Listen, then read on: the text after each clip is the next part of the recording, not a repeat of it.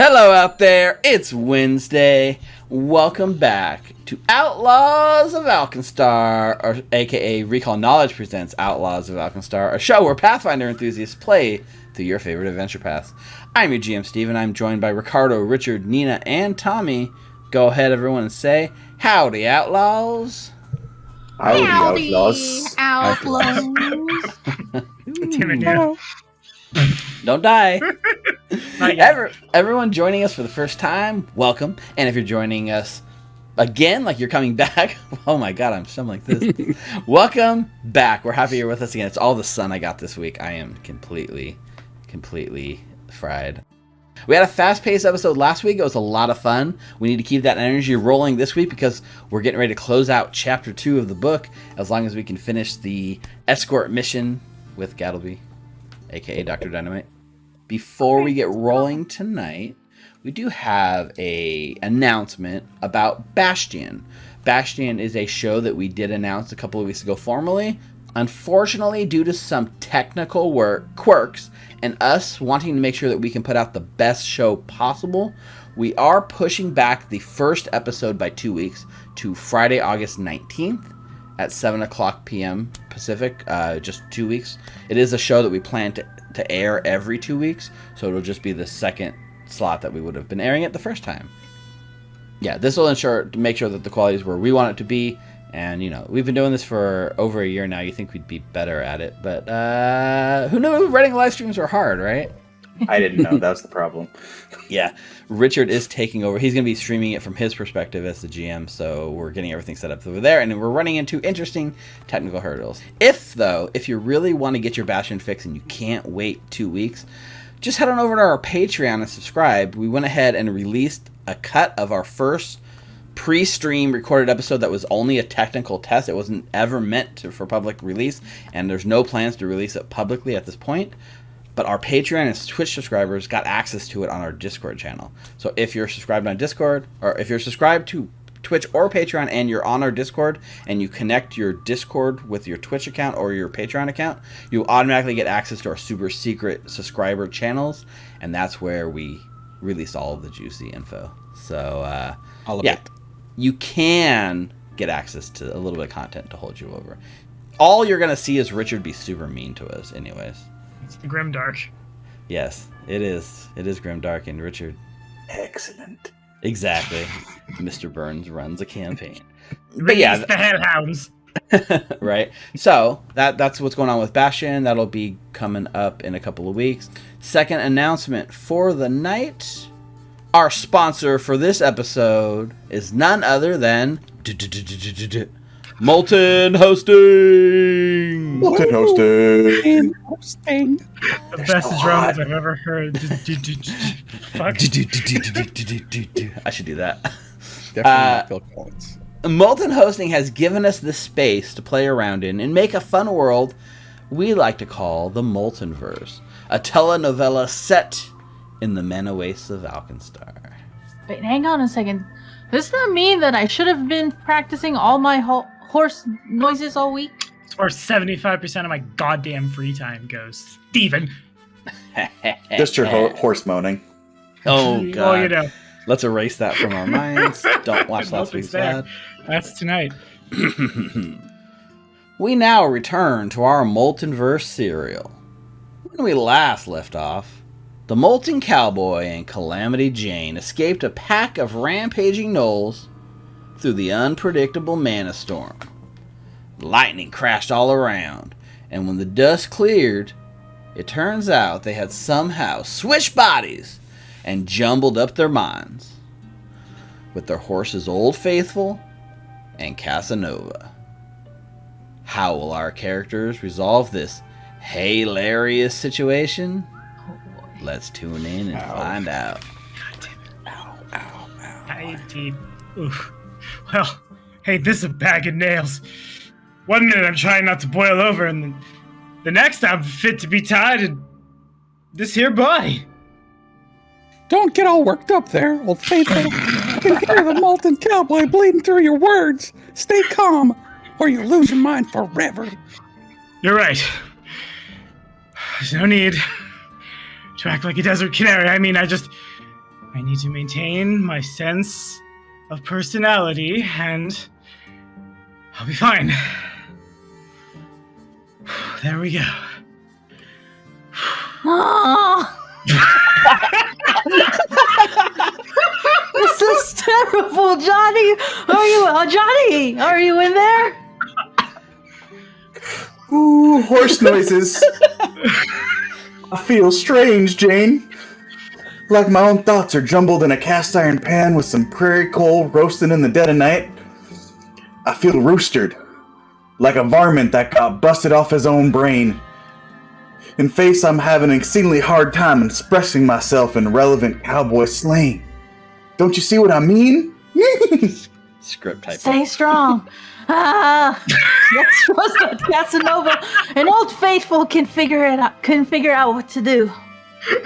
If they can stop swallowing their hair from cackling. Oh my god, they just make horse noises? All this time, all they heard from us was horse noises? Well, ain't that made me fit to be tied?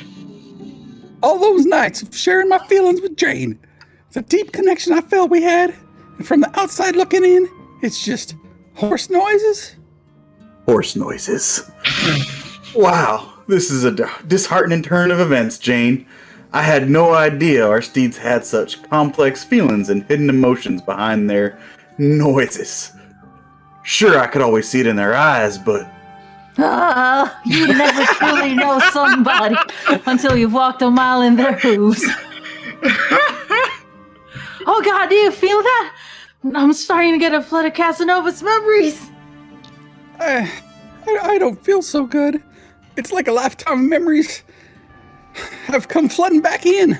Oh, not good. Feels like I'm a bad Wild West Weekly. Oh, wow, I used to be such a jerk. I mean, not me, the Molten Cowboy. I'm starting to lose myself in here. What? This memory, you bastard. I can't believe you did that to me. Hey, you didn't have to slap me like that. It wasn't my fault. Oh, they're fighting! This isn't looking good, Johnny. They haven't had years to work through our toxic relationship yet. Horse noises. I'm sorry, Jane. If there was only a way to go back in time and not have everything ruined by a single mistake. And so much horse noises. Oh, wait, Johnny. What did you say? Horse noises. I said I'm sorry, Jane. No, not that. The other thing. If only there was a way to go back in time and undo our mistakes, things could be different. But that dog just won't hunt. That's it, Johnny. Oh, Johnny. I could kiss you right now. Casanova, Jane has that look in her eye. It's like a bee in her bonnet mixed with a bag of nails. If only I understood horse noises. What is it, Jane? You keep licking at my pocket. Wait, what is in this in here?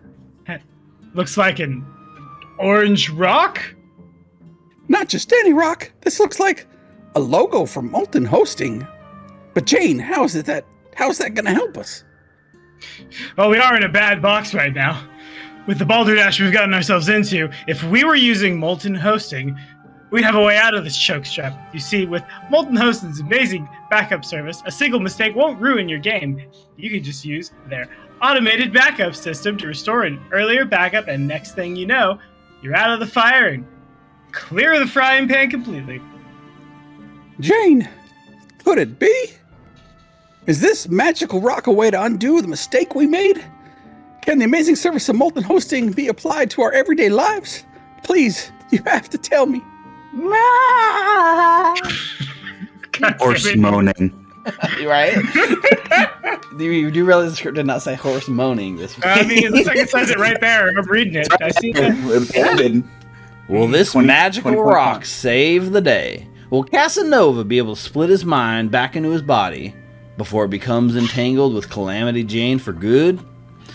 Will the Molten Cowboy forever be stuck as a bucking bronco, unable to log into his Twitter account? Will we just make Richard and Ninna make horse noises forever? Find out next time. Molten Hosting sponsors our show. Ooh. Riveting. give yourself a round. Amazing. So I think every ad read we have to have Nina do horse noises, no Yes. matter the context. Yeah, She wins. from now until forever. Well, thank you, Molten Hosting, for providing sponsorship for tonight. They are the service we use here on the show, and we highly recommend it. Head on over to moltenhosting.com to sign up for a new account. Make sure to use the referral code RecallKnowledge. One word. One word. It's one word. It's one word at checkout, and you can get your first month of hosting for free. I don't think we can hide behind Molten Hosting forever. I mean, we could. We can do more horse noises. We could. Or whatever the hell's coming out of Nina. I was All taking right. inspiration from the screaming goat. That's where I was taking. All right, everyone. That's going to do it for announcements. Viewers, go ahead, sit back, and relax. And players, let's jump into episode 12 of Outlaws of Alkenstar as we continue playing Punks in a Powderkeg, written by Vanessa Hoskins. Me, no, you, me. Let's go!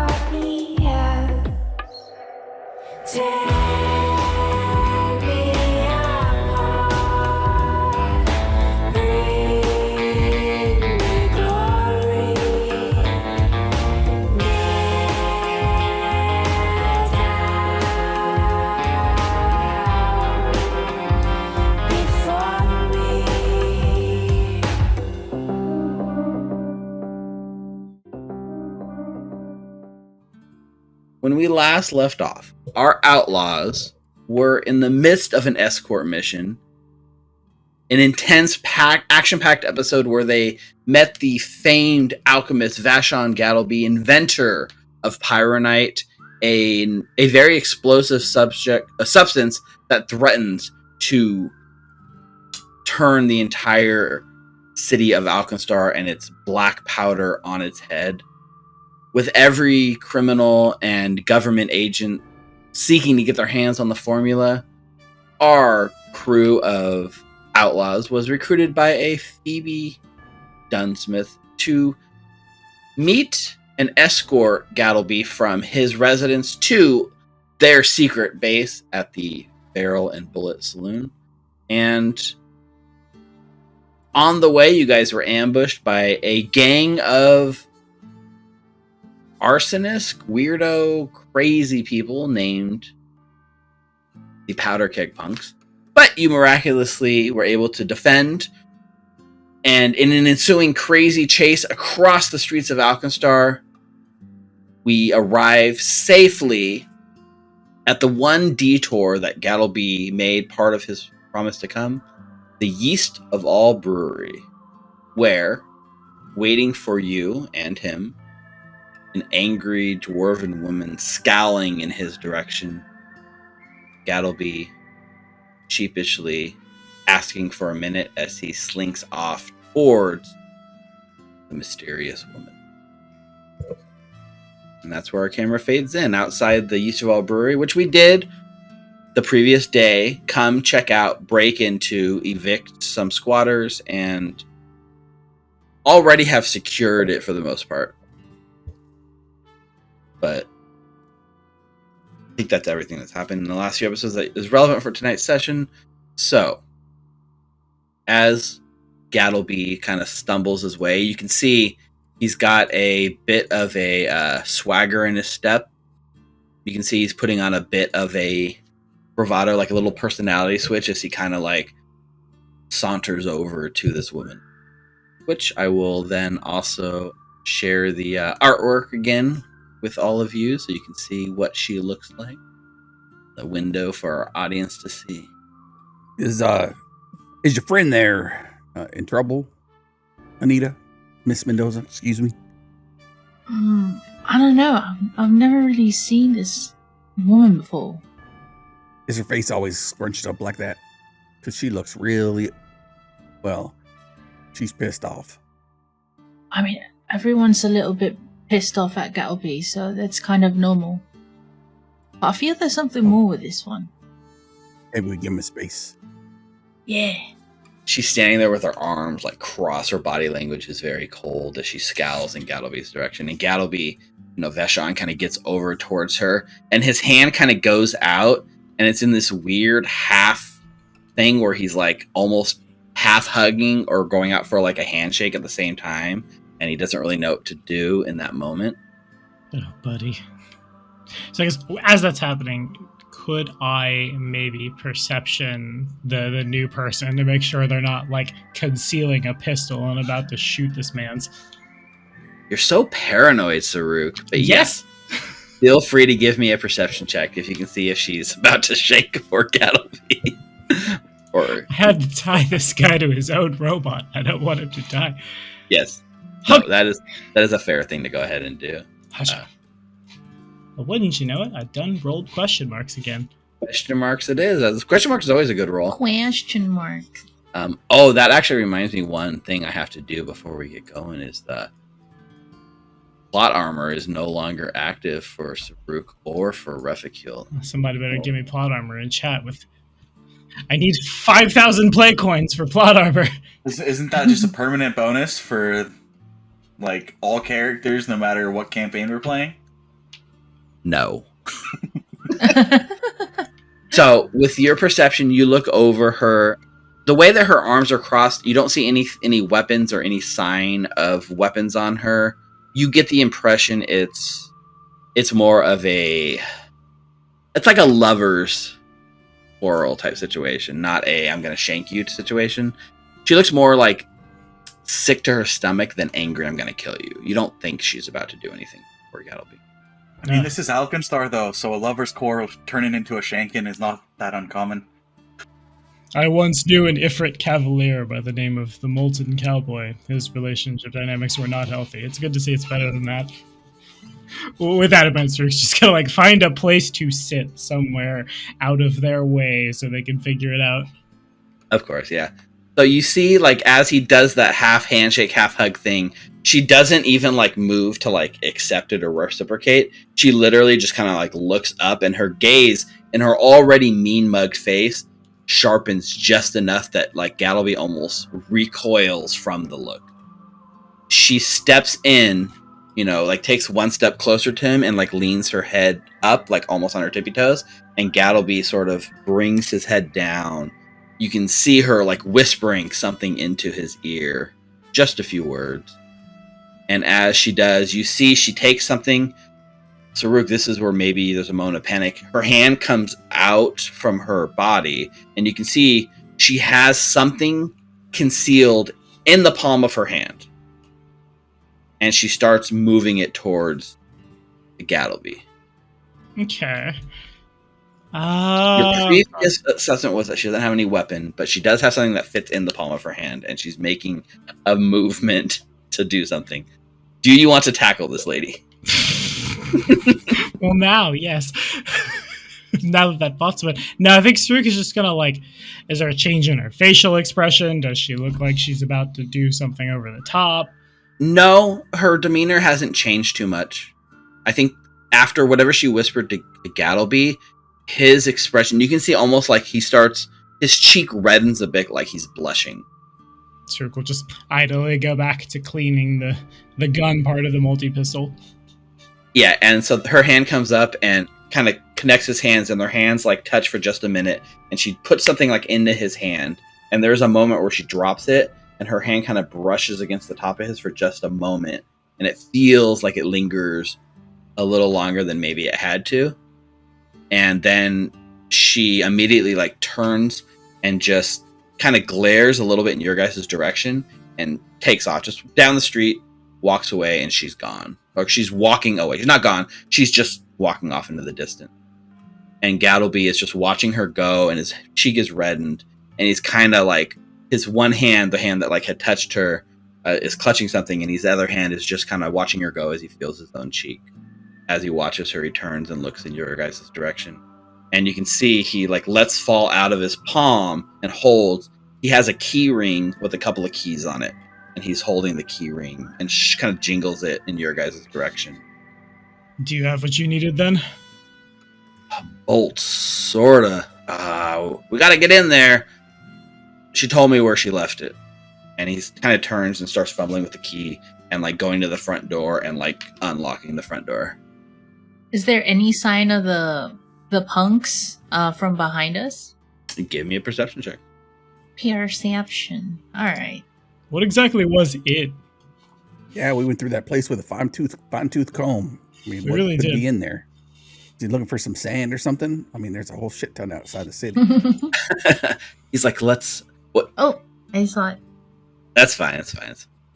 You take a look up and down the street, and you can still see a bit of the smoke where the fire, that you just ran through was raging in the distance. And as you look that way, back and forth, you feel pretty secure that there's no Powderkeg punks in the immediate vicinity. But knowing that you only had you had a lead on them, but it's not impossible, and you're kind of exposed out here in the street, it'd probably be a good idea to get off the street into the brewery in case they did come by looking for you.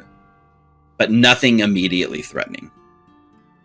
So to Saruk, right, you asked like what it was, and he's like, it's more sentimental than what you would call riches. And he's got the front door, clicks it open, opens the front door and just says, after you. She says she left it in cold storage. I don't know what else we'll find. I mean, no one's been here for months. Except for, I guess, you yesterday when you told me you broke in and brought my robot over there. And he wasn't too happy that you stole her property. Anyways, get in. So I feel like I'm missing as I'm walking in so much context. Are you all used to own this place? Once upon a time, What happened? this was our vacation home, I guess what you would call our retirement plan. And, well... She your wife? That was sort of the plan and sort of why we're here. And you guys kind of all get in, and he, like, closes the door behind you and kind of leads you through as you're kind of asking questions. And, look, you're a nice bunch and all, but, I don't fucking know you. You really care about my business? I do, but if you feel that way, I won't pry. I care enough that we risked our life and limb to get you here over something sentimental, you say. And you tried to run when things got a little bit hairy. So yeah, I care enough to hear your fucking story. Enough so I don't shoot you myself. Reffy. Just saying. I mean, Just he's saying. kind of right. His eye, like, twitches. And you see now, right? His eyes are, like, looking at you. He's avoided eye contact with most of the day, Refi. Like, he has tried to keep his distance and physically avert his gaze from you.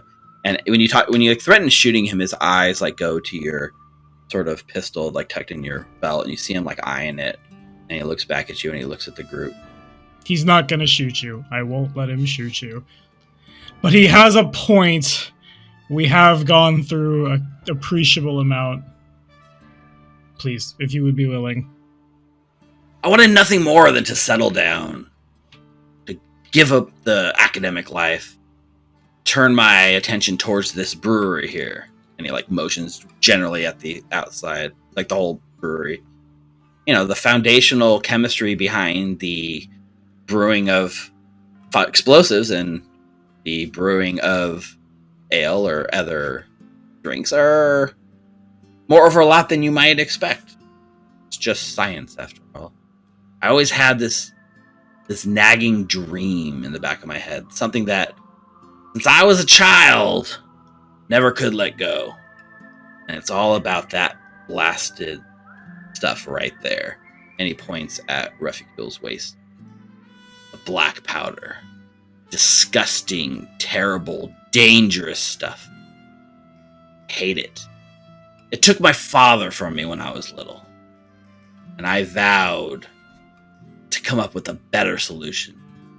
Something that won't hurt and kill and be so... How's that going? Need to speak up a little bit. Can't hear you. Sorry. How's that going for you so far, Professor? Well, I mean, you saw the demonstration, didn't you? Pyronites the future. But it sounds like it goes against everything that you just said. Not accident prone, not gonna hurt anyone. You essentially made something more powerful than the black powder. And more powerful, yes, but safer, controllable, stable. But what's the purpose of it? What you made it for? What do you mean? What did you make it for? You don't like black powder because it hurts people, so you made something that's better, more efficient, safer than that one. But for what? The energy that we produce with the chemical reaction is magnitudes more than that black powder bullshit over there. This is the evolution. I mean, what do you do with it? What don't you do with it? Imagine pyronite-powered trains and airships and factories and steamboats. I mean, the possibilities... That's not my job. I just want to put it in the world and make it safer so no other little boy loses their father to a black powder explosion. Is that so much to ask? No, I understand that, Professor, but at the core of the pyronite, it's combustible. Like, it, just from your presentation alone, like, it explodes unless... Have you figured out how to enhance, or at least, like, control it a little better so that people don't use it as a weapon? That's why people are chasing you in the first place. Indeed, and the walls of the city are protected by people who are using black powder weapons. I'm sorry for what happened to you. That sounds really, really hard, but it does seem like you've made something that can be used in the same way as Sir Tapsworth's multi-pistol is. This right here. My intent was not to weaponize it. I don't want to make weapons. I just want to make something safer. Will it be weaponized? I mean, every invention worth anything in our history has been weaponized at some point. That's inevitable. But it wasn't my goal. I just wish all these blasted politicians, businessmen, weapons manufacturers would just leave me alone and let me perfect the damn thing. It's still a little unstable. There's still some calculations I need to change. It's even more powerful than it should be. I still can't account for that. Indeed, the irony of a very potent tool being discovered in this part of the world and the people here and what they will do with it. It's not lost on me. As Saruk is talking, he's making his way over to the walk-in to start digging through the onions. Yeah, Saruk, I mean, he was speaking of safer and safety and safe. We got a whole gang of people chasing after us, so if he wants to continue to be safe, we need to chop. He does head over towards you to help you go through the cold storage. And he does indicate that it seems that she says she left it in the onions. So there's like a stack with like a couple crates of onions. And they were frozen yesterday, and like a day of this like heat and not being frozen anymore, they're starting to kind of get a little blackened, and the smell in this walk-in has gotten pretty rancid, and the onions are no longer like hard and frozen, at least. So as you reach your hand into Saruk, you can feel like the onions give a little more than they probably should. Majagua, thank you for these very efficient gauntlets. The last thing he says is, I had to make a choice. I had to give up my dream, marry the woman that I loved, or I had to finish what I started all those years ago. Bolts, it wasn't easy, but when you know. And I don't regret my decision. I just know I will never stop questioning what could have been. And at the bottom of one of the onions things, your hand, Saruk, hits a cold metal object, like a ring shaped, and you kind of clasp at the bottom and you pull it out, and you can see a silver engagement ring pulled out from the bottom of the onion. I'll pull it out, clean it off with something at hand. Love is important amongst people of my faith. Assuming we get somewhere where we can sleep without being shot at tonight, if you want to talk to me about it later, I'll listen. Passes the ring over. He does take it and looks at it. Cold-blooded, right? I'm a bit confused. Is that made of pyronite? Is there formula hidden inside the ring? Refi, is anyone outside? Would you go check the windows, please? He's putting the ring in his inner pocket and just shaking his head towards you, Refi. Right. Reficule is very conspicuously trying to keep his hand very far from his pistol. I'll go with Refi. Where you Sure. go? Yeah, and he just kind of looks at you, Hal and Saruk, and just nods and says, I know I can be hard to deal with sometimes. I just want to say this means a lot. You keeping your word. Well, love has a lot of layers. And so do them damn stinky onions, so we need to get going. Right. I mean, the youngins, they won't Body understand. wants. Get out of my swamp! So, Refi and Anita are kind of walking back away from the cold storage, kind of towards... There's not really many windows here, but the main window would be out the front door or whatever, right? So you guys kind of move away from that, and Refi's obviously agitated as the two of you walk toward to check on things. Fucking ring. That's what we came here for. It's important to him. You know what's important to me? Our fucking lives. Did you see when I shot that goblin? He was fucking on fire, and he just laughed. I can almost hear the laugh in my head right now. That's all I wanted in life. Flashback, black and white, goblin burning as it chucks alchemist fire at you. Yeah, doesn't it build a confidence, though, that, so far we're still alive? Right. But I don't know. I just don't fucking understand it. What, sentimentality? The whole thing. Why would you want... Let me ask you this, right? Yeah. If you had to choose, before this shit all started, Hmm. between Blyther College and Maeve, what would you have done? I don't know. I know I want to be with Maeve, but I also know that I want to be at Blither, so... I don't understand that. Why wouldn't you know? Blyther College is what you want. It's what you've worked your whole life for.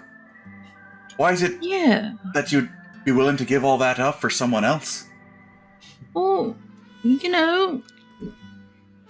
Maeve's wonderful. And so far, she's really the only person who's actually... Apart from you and Kojak, she's really the only one who's given me time to try and understand. I don't know. I feel that with her, I'm not the blabbering inventor, Kojak's daughter. I feel like when I'm with Maeve, I feel that I'm like everyone else. And at Bliffer, even though I'm with people that are, I guess, kind of like me, I have to always show that I'm better. Whereas with her, I feel that I don't need to prove myself because she appreciates me for who I am. Is that what love is? I don't know. I mean, the people that really loved each other, they died. That I would have known they died. And then and then Kojak never really was with anyone, so I don't know. I don't even know if I love Maeve. I just know that I like being around her. And I like how she makes me feel. That's the best way I could explain it. I'll just have to take your word for it. Right around now, at this part of the conversation, you hear something that makes your sort of adrenaline surge for just a second, Reficule, which is, as you're having this conversation, moving through the building to go check the front of the place, you hear footsteps coming your way. The heavy boots and the jangle of spurs, jingle, jingle, jingle, as it walks, as it's kind of like heavy footsteps coming towards you out of that front kind of brewery room into the middle of like the brewery, the main floor where you guys are kind of having this conversation. And you look up, and it's almost like happening in slow motion. There's a figure that comes through the doorway. Yeah, there it is. There's a figure comes through the doorway wearing like a trench coat, a small shaped, almost goblin-sized creature, heavy trench coat, comes walking through that door. And as they look up at you, they throw off the coat, and you see as it falls down, not a goblin, but instead 3 kobolds. a leshy. Oh, it's a cactus leshy. Oh, fuck. It's adorable. It's the zombies! It's the zombies! It's the most dangerous kind of pickle. And he's like, hold it right there. Reach for the sky. And he's got a little monocle coming from him. He holds his hand in your direction, and you see like all the needles sort of like point off his fingers, like he's using his hand as a gun and pointing it in your guys' direction. And at his side, he has a holster, and where a firearm might normally rest, especially on someone like Reficule, he's got a little wand tucked into the holster, just dangling there in his holster. And his spines are thick and black. And kind of around him, he's got 2 other like leshies that are kind of come through the door flanking him. And sitting right beside him is about his size, a weird looking creature. I don't know that you would recognize. Anyone that doesn't spend a lot of time in the mana waste would recognize. Hal for sure recognizes this, but he's in the other room, so he's not seeing it at this moment. You recognize the tail? Maybe you've seen Hal snacking on one of these tails once before, but it is this weird sort of, almost like a small drake, dragon-like creature that is scuttling like alongside next to this guy. And the air like hangs thick, and it's almost like a tumbleweed blows between the two of you here inside the brewery. And he's like, we know you have the alchemist. His crimes against the natural world are too numerous to quantify. For associating with so foul an enemy, of all things alive, none of you shall leave here with your life. Who the fuck are you? There's like a little cactus just talking, monologuing, and you're just like, who the fuck are you? I love it. Dewey Daystar of the Clearwater Cleaners will see an end to your toxic ways. And he slaps the little like drake on the butt, and he's like, sick 'em, Roxy. So while this is happening, right, the conversation's carrying. I think like Hal and Saruk and Gattleby are having this moment, and you hear this voice kind of carry through. So you guys kind of meander out of the cold storage to see this kind of unfold. But apparently this cowboy Leshy and his pet drake are here to make you pay for your evil ways, and we're gonna start a battle. Oh, good. What? I'm so glad that the scout was scouting from the walk-in freezer. That's true. That is true. I'm just saying it's good timing because Reficule is going to shoot someone pretty soon. Yeah, so let's go ahead and start that encounter. Theater of the Mind encounter with the most adorable Leshy we have to brutally murder. You don't have to. You just can. We're just going to pickle him. I think by the time I get there, he's going to be dead. Forbidden pickle. Oh, no. This is Roxy, the Drake, who's like a small wolf-sized Drake-type creature, and Dewey Daystar, he's got like a flower for a badge and his spines, and yeah, this is the moment too. This is obviously the figure you've seen around Gattleby's house in your scouting, right? Raphael? Trench coat. Yes. So let's go ahead and roll initiative. You can take +2 initiative thanks to Hal. 13.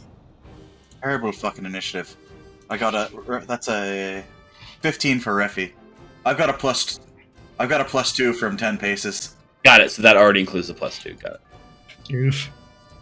Let me tell you all about my faith that is so great, and I'll talk about that instead of doing a violence. Yeah, we're in it, guys. Off the bat, winning initiative is it's Dewey Daystar himself, the monologuing cowboy. I think he takes one hand each way, and he basically goes like, pew, pew, and he shoots his. Well, does he make that noise when he shoots his spikes? Oh, he absolutely does. He goes. He doesn't have a gun, but he wants to. Yeah, you know what? He's going to do it. So first spine is going to target Reficule. This is a ranged spined attack. I think you are in his first range increment, so he should have a penalty. He does have the range penalty, but he still hits you with a 24. That hits. So that is going to be... You catch 9 points as one of his black spines just boom right into you. Anita, his second spine on his other hand is coming your way. So he targets you with a multiple attack penalty. A 14 will miss.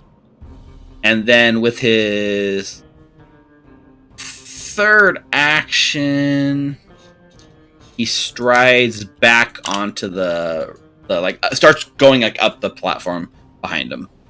All right, Hal, from the back of the room, you are next. Hal looks up and sees this creature shoot at Reficule, and he takes a cigarette out and he flicks it, and then he will draw his Kopesh as an action and then move. And then I think he's going to do deflecting. He's going to do dueling parry as his third action. +2 circumstance bonus. All right, Roxy gets to go next. Roxy, from where she is, Roxy breathes in, and you watch as her neck puffs out, and she breathes like a dragon would. And she has a little barfing maneuver. It's not as cool as a dragon breath because she just barfs up a ball of dirt. But the dirt clod flies across the room and ends up hitting a spot in the middle of this group right here. So Refi, Anita, and Wybird are all caught in it. I need you guys to make reflex saving throws here. Mary Chrysler. Ooh, that's a good roll from him. You got to sit closer to your microphone. No, I bring the gate now. That's a 16 for Wyber, and then an 11 for Anita. I'll use a hero point for Using that hero point. If you're in chat and you got coins, Anita would really like your hero points. Go ahead and use your hero point. Alright, so that would be... perfect, 25. Much better. So, you all succeed. No critical successes, no failures. You all take half of the 15 damage, which means you all take 7 points of damage, of bludgeoning damage. And as the dirt explodes out, the ground is now rough. It's not difficult terrain, I'm sorry. It's just a pile of dirt, nutrient-rich dirt. It's barfed up at your feet. Her third action, I think she flies. She goes up and she goes, ugh, and her little drake body flies, and she flies 5 feet this way. So now she's floating off the ground. She's not touching it. She's just floating there, but she can't fly very far. Oh wow! The next is the rest of the Clearwater Cleaners. Jeez, this Clearwater Cleaner up here moves next to this door, and then you watch as their hands kind of turn into longish vines, and they reach into that room, and then they pull out what looks like a barrel of random cutlery and glasses that they found, and they use the vineness to whip it over their head and chuck chuck a crate / barrel your way, and this is the heft crate action that they have, which creates a 5-foot burst, which again lands in the middle of you guys. Oh, it only goes 15 feet. I am wrong about that. Wow, that's terrible. 15 feet. That's nothing. Okay. They make their vines long. They pick up a crate to get it ready for next turn, and then they move back into position here, holding a crate. We'll just say that they can't reach you. This other one does the same thing. They kind of pull their spear off their body, and they like detach their hands into vines, and the vines extend away from their body, and now they've got a spear held at like a reasonable length from their body, and they hold an attack. They're basically readying their attack for the next person that comes up to them for their 3 actions. But that's their turns. They don't actually do anything. It's more of a defensive position. Ruffy, it is your turn. All right. I will take my 10-foot step. Yes, you will. Don't you have to take the 10-foot step towards the enemy? Or no?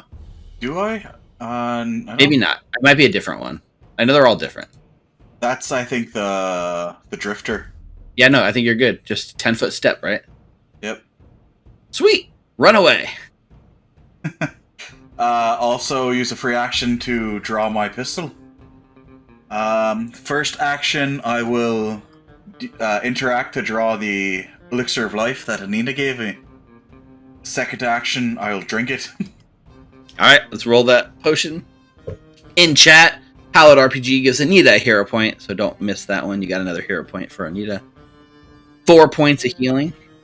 And third action, I'm going to shoot the one holding the barrel. Alright, make that shot.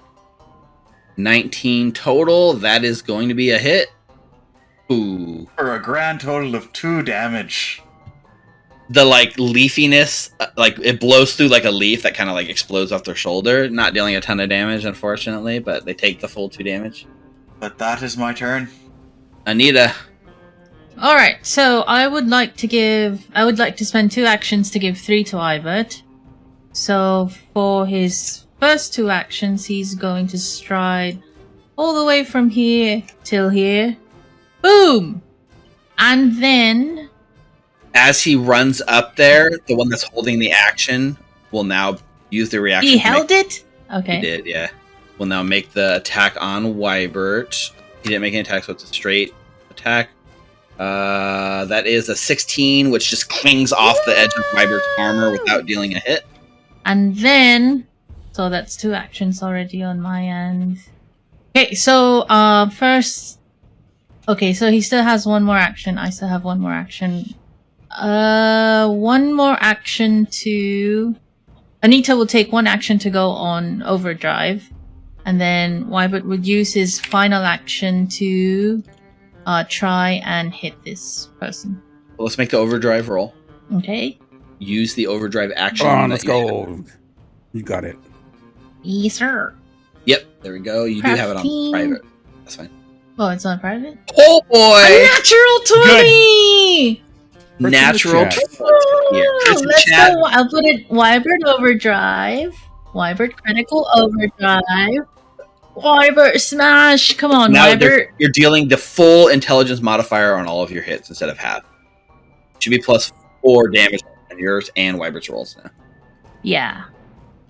The Wybert smash. That will be. Come on! 19 to hit. 19 hits. Alright, so this fleshy tree would take 11 points of bludgeoning damage. 11 points of bludgeoning damage is enough to completely just smash through the vine creature. The creature, like, as you smash through it, similar to the leshies we fought before, it explodes in an explosion of, like, energy that radiates outward. That is, right? It does this 30-foot emanation of leaves and plants just, like grow from the floor outward in a radiant of, like, wave. It passes through the other 2 leshies. Each one of them get healed for 2 points of damage. And now, all of that is difficult terrain. Yeah, okay. That's the end of my turn. Don't forget to add the effect to Anita too. Okay. You take the one that just says effect overdrive success or critical success, and Wybert gets the critical one because when you do it, it affects both of you at the same time. Saruk. Mercy. Okay, so somebody's gone. 5, 10, 15, 5, 10, 15. I'll stride twice, and what is the most useful thing I could do? I'm gonna cry. Crying is the most useful thing I can do in this Crying moment. is a free action. It's a free action. Why, yes. I think what I'm gonna do is I'm gonna draw one of the minor elixirs of life that I have. As Saruk goes running, just pulls it from the bandolier and then takes like enough of a knee so he can drop it, and there's not enough momentum that it'll like shatter on the floor at Refi's feet. Okay. And that's 3. I'm just gonna give something to Refi. Hacha. Assuming he picks it up on his turn. Top of the round brings us to Dewey Daystar. Ooh, my baby. Right. Dewey Daystar takes his little like leshy hands, and you watch as he begins doing almost like this swirling movement. And as he does, in front of him, you almost notice like a small blip of water like just comes out of the air and just forms in front of him. And then as he builds it up more, it builds into a bigger water bubble. This is rare in this part of the world, but Dewey Daystar is literally casting a spell here in the middle of this room. Now, I will roll a flat check if we see if there's any kind of craziness that happens for him. He has an existential crisis. No, That is a natural 1. Woo-hoo! My baby lives. So there is a wild magic, there's a name for it. I hope. It's a Surge? What is it called? Something called the surge? Wellspring Surge. Yeah. Wellspring Yeah. Surge. Oh, Okay, come on. Have a mental breakdown. Something happens. Mental breakdown. Breakdown. Dewey Daystar. Yes! Positive Oh, energy no. explosion. He doesn't- Positive energy explodes outward, healing all living creatures for 1d8 hit points in a 20-foot burst. Undead take the damage. There's no undead. There's all like him and his allies are healed. Wybert cannot be healed by this. Yeah. Wybert's not living. So it bursts out, but accompanying his magical blast is this burst of positive energy that is visible to everyone. And then he targets Wybert and he casts Hydraulic Push. Oh, I've heard of this before. But an 18 on the dice roll is just enough to hit Wybert. Let me see. Actually, because Overdrive? not the overdrive, but Cover. Wybert has partial cover because he's firing through an ally. That gives him +1 AC, but that's still gonna hit, unfortunately. It's still just still hits. Okay. So poor Wybert's gonna get hit. That is going to be low-ish damage rolls. 9 points of bludgeoning damage. Okay. And Wybert is pushed back 5 feet. Okay. And then with his third action, he draws the wand from the holster and gets the wand like in his hand. All right, that's his turn. All right. I think Howl's going to move up. Got his Kopesh. He's going to go 5, 10. Just remember the dark squares are difficult 20. terrain. Yep. And then he's going to go 5, 10. Yeah, I'm still going to move up in 20 and do Okay. one more dueling parry. The dueling parry comes up. All right, that brings us to Roxy. Roxy, who's flying now, spends one action to fly. Flies 10 feet forward, so he gets like right here, like next to Hal, and then like turns on you. I guess technically, by doing that with his second sort of like he did a stride, right, or fly, which moves him 2 squares. Technically, this does provoke an opportunity attack. Yeah, let's do that. I'll strike him with my Kopesh. Yeah, take it. Come Take it. on, take that attack of I opportunity. mean, it's a flying meal right in front of you, right? Yeah. Don't let this creature get away. Don't let him get away. I'm going to eat it. Or its tail, at least. It grows back. I mean, here we go. Let's go. That is going to be an Okay. 18. An 18 will hit. Now for 6. All right. 6 points of damage. Yep, takes it all. So you smack Roxy. Roxy gets smacked in the air, but kind of like flutters a little bit. Turns onto you, Hal, and uses Draconic Frenzy, which means it makes a jaw strike and 2 wing strikes. So it starts with the jaw strike. That's going to be a 22. Mm-hmm. And that is a definitely a hit, even with the thing raised. So it's 9 points of piercing damage. Ouch. Then a wing attack. 19 misses because the parry gets up. So you get the Kopesh up into the little wing, and then its third and final attack is a 14 and just misses wildly. All right, that's Roxy's turn. I will say, like, you know, when a dragon breathes, usually you can see there's visual indications that it's like not able to breathe again, and this thing's chin sort of swelled down after it breathed last turn. At the end of this turn, you can see it's swollen again. The cleaner's got the spear in their hand with their hands like leshy vines. It's got a reach, so it stabs Wybert from where it is. Okay. Melee strike. 19 will hit, Okay. and that will deal 6 points of damage to Wybert. My buddy's down. Oh, Wybert goes down. Oh no. All right, Wybert's down, and then second action. I think with its second action, it just strides up 2 squares to block the door, and does nothing with its third action. All right, Reficule. All right, first action. I think Reficule will interact with the Elixir of Life. Second action. I will drink the Elixir of Life. Drink it down. Roll better this time. I guess maybe it wasn't a terrible roll. Just roll a little better, maybe. Same roll. Same roll. All right, 4 more healing. Third action. I will reload, and I think they're all too far for Raconter's reload anyway, so... Looks like they are, yeah. Well, no, the Drake's not. Does he understand language? You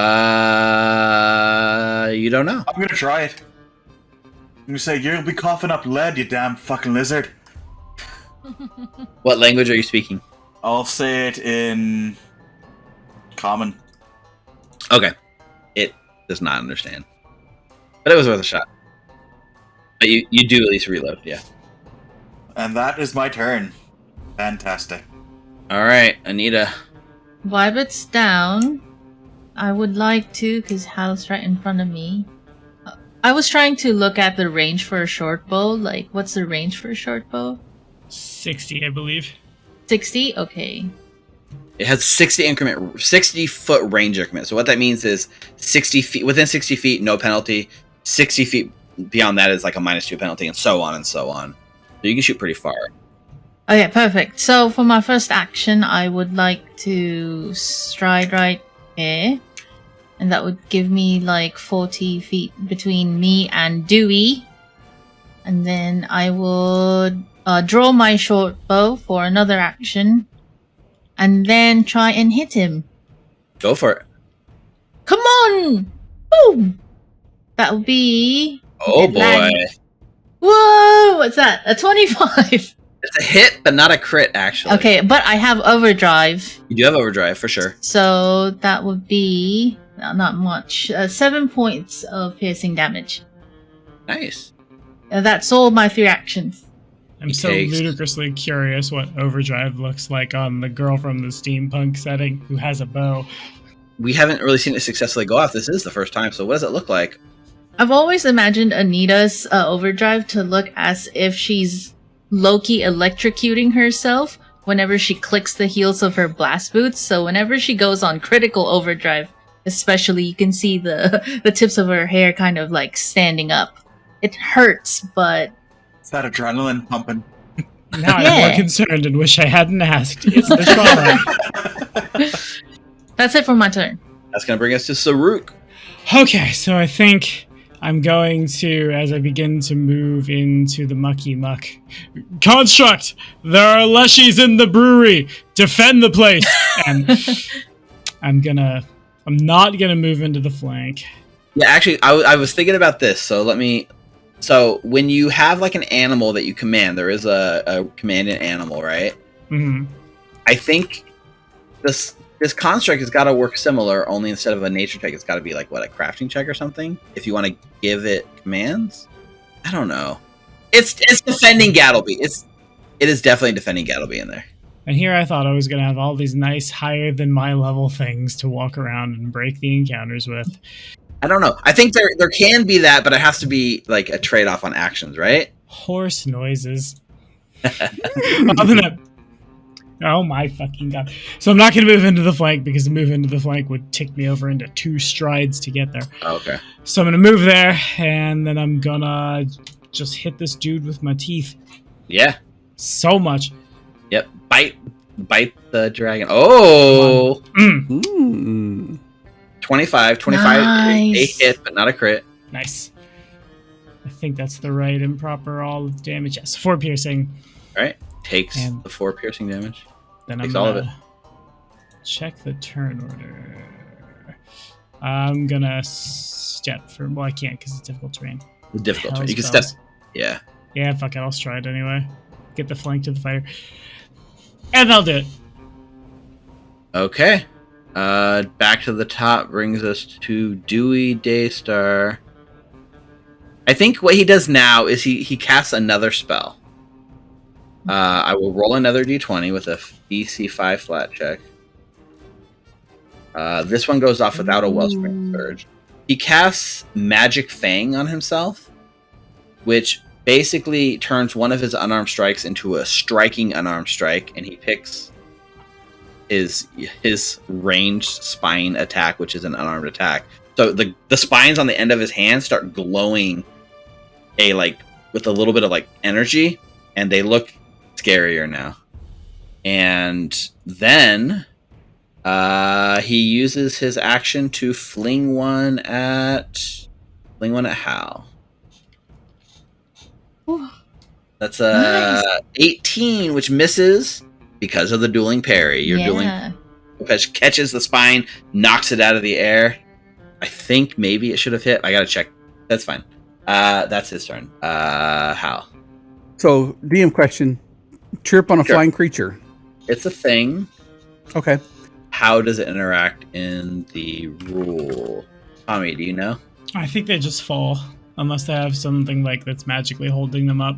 Then if it's a critical success, he takes 1d6 bludgeoning. But I'm going to strike him with a snagging strike first.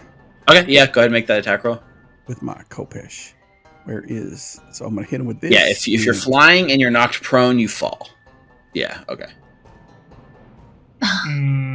Natural Use a one. hero point.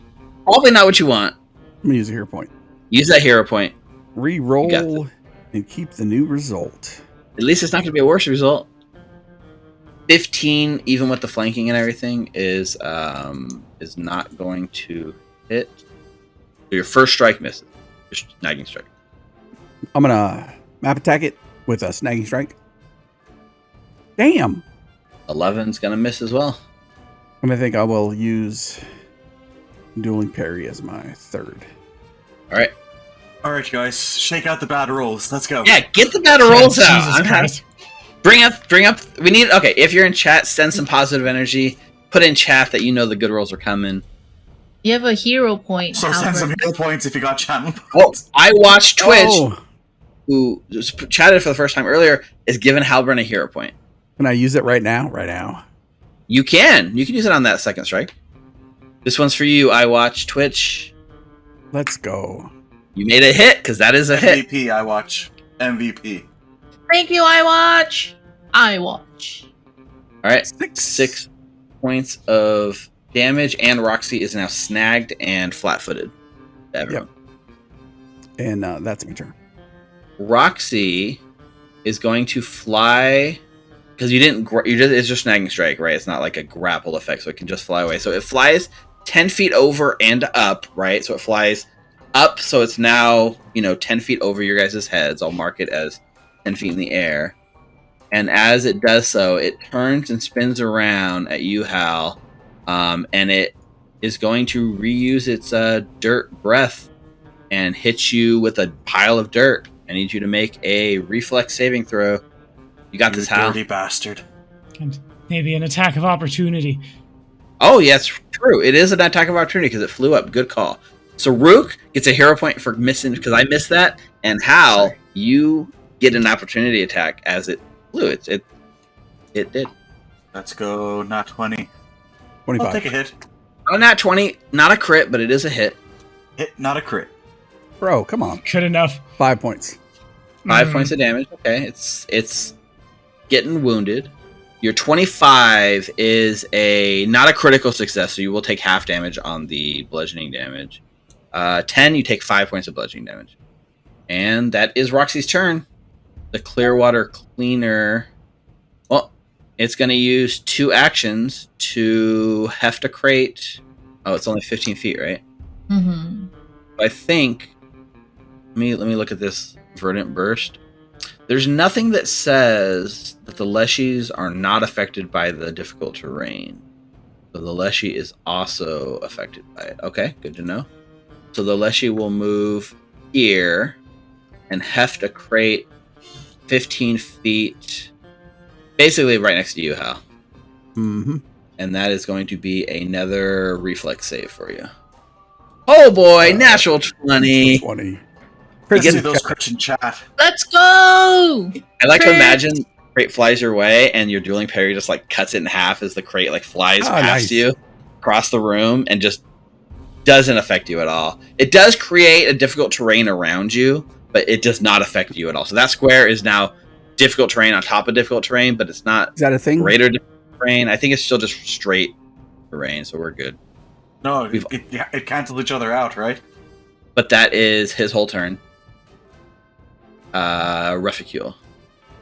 Let's go, Ruffy. Come on, Reffy. Alright. I'm Look going at this to... creature and keep his tail. Really don't fucking like lizards. And I'm going to shoot. You haven't eaten him. You gotta eat him. You love him after that. Yes, you did low last time. Yeah, you're good. Mary Chrysler. 19 is a hit. I'll take it as a hit. That's fine. Not pressing your luck. Whoa, man! Oh no! The DM That's- jinxed it. It's got tiny little flaps on its wings, and you rip a hole and it does 2 points of damage as it's like fluttering a little like awkwardly now. I'm going to change my dice after this turn. Yeah, that was just your first action, right? Second action, I will, too far still. I'll yell out again. You flying little shit! I'm gonna shoot you out of the fucking sky! And use Raconteur's Reload, and this time in... What's that language that I speak? Kalesh. Okay. Unfortunately, still does not understand. I'm just person at it. Third action. Do I take the map attack? Shoot her! Technically, even if they don't understand your language, it's just a -4 penalty. You can still make the roll, right? We didn't make the roll last round. We might as well make it now. Yep. Alright. Come on. Nah. 14 -4, so 10. No, not enough. Let him do it again. Third action. I'm going to aid the next attack with a feint attack. And that's my turn. Another whole 2 points of damage. And now I'm going to change my dice. All right, Anita. All right, I would like to hit Dewey again with my short bow. Okay. Alright, let me, do I roll my feint attack? Yes. Damn it, Danny. Shoot this damn lizard. It's just really jacking all of us. Nah, not enough. The lizard? All right, I'll do it after. All right, let me shoot the lizard. Then him. 13 is going to miss Dewey. All right, I have a question. So I have my blast boots. Is it possible that I activate it and I try and jump on top of this lizard so that he's not flying? Ooh, you want to jump and grapple him. Wow. Yeah, like jump and then land on top of him and then like pull him down while I'm doing it. Yes, so I will Amazing. totally allow this. It will be you're activating the blast boots, and then it's going to be a grapple attack attempt. Assuming your blast boots succeed, right? It's going to be a grapple attempt against the creature. Yes. So I'm grapple is an attack, and you've already attacked once, so it will be at a -5 penalty. Map. Yeah. Right. Yep. But you can absolutely try. I have a hero point, so I'm going to try and Yeah. Okay. It might work. I hope so. So do I roll for the long jump first or the high jump first? Yeah. So put what the blast boots say, right? You can do a high jump or a long jump without a move, right? Yes. I don't have to move. Okay. Hang on, let me try and put it on the Yep, you don't have to do the move, you can just do it, right? So So I do a long jump because this would be a long jump, yes. Alright. So long jump, the DC of the athletics check is equal to the total distance in feet you're attempting to move during your leap. So you're leaping towards him is 20 feet and he's up. We'll just call it a DC 20 athletics check. DC 20 athletics. Hang on. Let's see what Annie's chances are. All right. If I move in closer, the DC would get lower, right? It would, yes. Okay, so I would use my second action to get in closer. Yeah. For the flavor Would you of have it. a third action then to grapple him? Because it's cool, I will allow it to all take place as one action. Because Cool. Really Wow. cool. So we'll say you get under it, so it'll be a DC 10. All right, so DC 10. Okay, and then that doesn't include the grapple yet. Then the grapple will be against his, yeah. So that's a 17. Yeah, no problem. 17, you leap up. That's a success. You increase the maximum horizontal, you leap up, you jump up, you grab this thing, or you get up, your boots go off, right? Mm-hmm. What does that look like? Right? You fasten these at the beginning of the day to the bottom of your boots. Explain what it looks like to everyone. All right, so I run, and then as I run underneath this, what is this, a lizard? I click my balls towards the toes because the heels are for the overdrive. And then with the toes, you see Annie suddenly bend down on her knees, spring up, and then hope for the best as she gets shot up by her blast boots. There's a flavor in there where the color of the smoke is blue and not just some normal gray shit. Awesome. And go ahead and make that grapple attack. So it's an athletics check against the fortitude DC of this creature. You do have map on this grapple. So that's -5. -5. All right. I'm pulling for you. Me as well. Chat. Preemptively put Chris All in right, chat. come on. Spirit energy. 17. Nice. 17 is nice. Okay.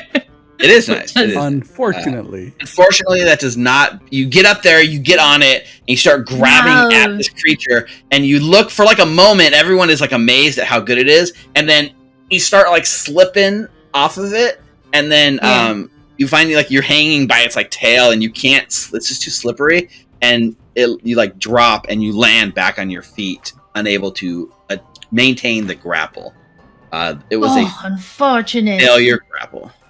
Not the most athletic person. It was surprisingly tough. Its fortitude save was much higher than you would thought.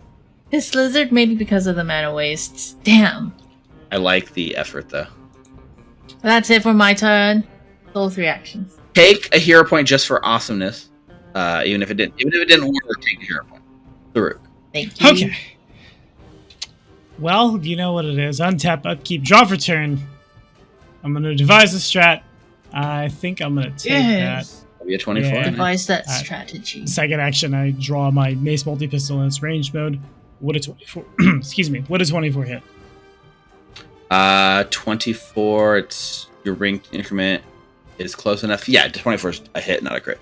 Nice. Okay, gonna turn on devise a stratagem. Gonna do all of the things that are. Man, why wasn't I worried about fucking prairie lizards? I could have done that for free. Boo. 8 damage. Nice. Very nice, very nice. 8 points of damage on Roxy. Takes the full 8. Still hanging in there. This is a pretty good, solid hit. But Roxy is still kicking. And that will do it for me. Good turn. Was that all 3 actions? Yeah, that was devise a stratagem, draw my weapon. Oh, you had to draw. You had Awesome. to switch it. That's right. Yeah, you're right. Better than 2 points of damage, so. Better than 2 points of damage by 400%. Running laps on someone. All right, top of the round, Dewey Daystar has the wand in his hand and takes the wand, points it at the Drake, and like fires it. And as he does so, he's going to search. We are going to Wellspring Surge. Oh, whoop! That was a harm spell. Eat shit, friend of mine.